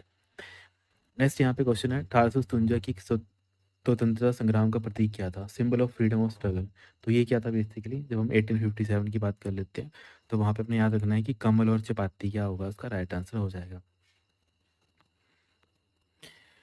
नेक्स्ट क्वेश्चन हमारे पास है, जम्मू कश्मीर की विशेष स्थिति के संबंधित अनुच्छेद 370 को कब हटाया गया था। तो आर्टिकल 370 कब हटा दिया गया था, जो स्पेशल स्टेटस देता है जम्मू कश्मीर को। तो अभी रिसेंट का ही क्वेश्चन है, तो 2019 कोरोना के टाइम की बात है ना ये। 5 अगस्त 2019 का क्या बन जाएगा, ये राइट आंसर बन जाएगा। मतलब भारत सरकार ने 5 अगस्त 2019 को मतलब कॉन्स्टिट्यूशन में अमेंडमेंट करके इसको रिमूव कर दिया था। नेक्स्ट हमारे पास 31 दिसंबर 1991 में सोवियत संघ कितने भागों में विभाजित हुआ था, into how many part the Soviet union divided into 31। देखो सबसे पहले क्वेश्चन पूछा था कि सोवियत संघ कब डिवाइड हुआ था, तो ये 31 दिसंबर 1991 में ये डिवाइड हो गया था। तो कितने हिस्सों में ये टूटा था, ये 15 हिस्सों में ये टूट गया था। देन हमारे पास नेक्स्ट क्वेश्चन है, 1864 में किस वायसराय ने शिमला को ग्रीष्मकालीन राजधानी घोषित किया था। ओके, 1864 में एक तरीके से समर कैपिटल किसने डिक्लेयर किया था शिमला को। तो आपने याद रखना है कि सर हम बात कर रहे हैं जॉन लॉरेंस की, तो बी आपका क्या बन जाएगा, राइट आंसर बन जाएगा। कि यहाँ पे उनको बड़ी अच्छी ठंडी ठंडी मतलब मौसम लगा था, जैसे उनका एरिया में होता था ना, वैसे उनका यहाँ का एरिया लगा था, तो इसकी वजह से उन्होंने उसको समर कैपिटल बना दिया था। नेक्स्ट क्वेश्चन हमारे पास, one was the 1, 2, 3 agreement sign between India and America. तो 1, 2, 3 जो एग्रीमेंट हुआ था वो कब साइन हुआ था, 2008 में वो साइन हुआ था। ये बेसिकली ना अमेरिका और इंडिया के बीच में जो एक तरीके से परमाणु समझौता है, बस आपने याद रखना है। जो हमारे पास न्यूक्लियर एग्रीमेंट है ना, वो ये है 1, 2, 3, बस आपने याद रखना है। बाकी गांधी सागर बांध किस नदी बनाया गया है? तो देखो गांधी सागर बांध कहाँ कहाँ पे है, ये बेसिकली मध्य प्रदेश में एक मतलब एरिया है, चंबल एरिया है ना। तो चंबल एरिया या फिर चंबल के ऊपर ये बनाया गया है। तो चंबल नदी के ऊपर मध्य प्रदेश में ये बनाया गया है। नेक्स्ट हमारे पास कश्मीर को शेष भारत से जोड़ने वाला दर्रा कौन सा है। तो कश्मीर और रेस्ट इंडिया को जोड़ने वाला दर्रा कौन सा है, काफ़ी फेमस दर्रा है, बनिहाल दर्रा जिसको हम बोल देते हैं। तो यहाँ पे सी क्या बन जाएगा, राइट आंसर बन जाएगा। और बनिहाल दर्रा कौन से उसमें आता है, क्योंकि जब आप पहाड़ों की बात करते हो ना, तो पहाड़ों में कोई तो एरिया होगा ना जहाँ से आप उसको पास करोगे, है ना। तो कोई तो दर्रा होगा ना जहाँ से आप उसको पास करोगे। तो जो ये दर्रा है, उस दर्रे का नाम तो बनिहाल दर्रा आ गया, बनिहाल पास आ गया। पर जो ये श्रृंखला है, जो ये पहाड़ों की जो श्रृंखला है जो चल रही है, जिसके थ्रू से ये पास निकला गया है, ये कौन सा आ जाता है आपके पास, पीर पंजाल। ये भी एग्जाम में पूछा गया था कि पीर पंजाल या फिर जो कश्मीर को जोड़ने वाला, जो भारत और कश्मीर को आपस में जोड़ता है, वो कौन सा एक तरीके से पर्वत श्रेणी कौन सी है, तो वो पीर पंजाल आपकी बन जाती है। ये आपने याद रखना है। नेक्स्ट क्वेश्चन हमारे पास जो पूछा गया था कि वित्तीय विधेयक सबसे पहले संसद में किस सदन में पेश किया जाता है। तो मनी बिल सबसे पहले कहाँ पे प्रोड्यूस किया जाता है, तो ये सर हमेशा हमेशा सबसे पहले लोकसभा में दिया जाता है। लोकसभा में अगर वो पास हो जाता है फिर वो राज्यसभा में जाता है, राज्यसभा में भी वो पास हो जाता है तो फिर आगे जाके इसके ऊपर साइन वगैरह करके उसको पास कर दिया जाता है। नेक्स्ट हमारे पास प्राचीन नालंदा विश्वविद्यालय के संस्थापक कौन थे। देखो नालंदा के फाउंडर कौन थे, तो नालंदा के जो हमारे पास फाउंडर थे वो हमारे पास कुमार गुप्त थे, या फिर कुमार गुप्त प्रथम भी इसको बोल देते हैं, कुमार गुप्त फर्स्ट हम इसको बोल देते हैं। और ये कब किया गया था, अगर हम बात करें ना 5th सेंचुरी की, है ना, 5वीं शताब्दी की जैसे बात करें, वहाँ पे ये नालंदा कॉलेज को इस्टेब्लिश किया गया था। और फिर नेक्स्ट क्वेश्चन हमारे पास है, गंगा नदी और बांग्लादेश के बीच, मतलब गंगा नदी को ना बांग्लादेश में किस नाम से पुकारा जाता है। तो बांग्लादेश में हम इसको पद्मा के नाम से जानते हैं। तो यहाँ पे सी क्या बन जाएगा, राइट आंसर बन जाएगा। फिर यहाँ पे जो लास्ट क्वेश्चन पूछा गया था जीके का, वो था प्रसिद्ध नील विद्रोह, जो फेमस इंडिगो रिवॉल्ट हुआ था, वो कहाँ पे हुआ था। तो वो सर हमारा बंगाल में हुआ था ना। जो नील की खेती के रिगार्डिंग विद्रोह हुआ था वो बंगाल में हुआ था। तो ऐसे करके जो आपके पूरे जो क्वेश्चन आए थे इस पेपर में, बेसिकली इंग्लिश हो गया, आपके जीके के क्वेश्चन थे, है ना, जो करंट अफेयर थे सारे हमने डिस्कस कर लिए। तो जो ही बच्चे इसको देखेंगे तो काइंडली जो इंपॉर्टेंट पॉइंट्स हैं उनको भी आपने क्या करना है, नोट पे नोट करके लिख लेना है। Okay, T students, thank you so much.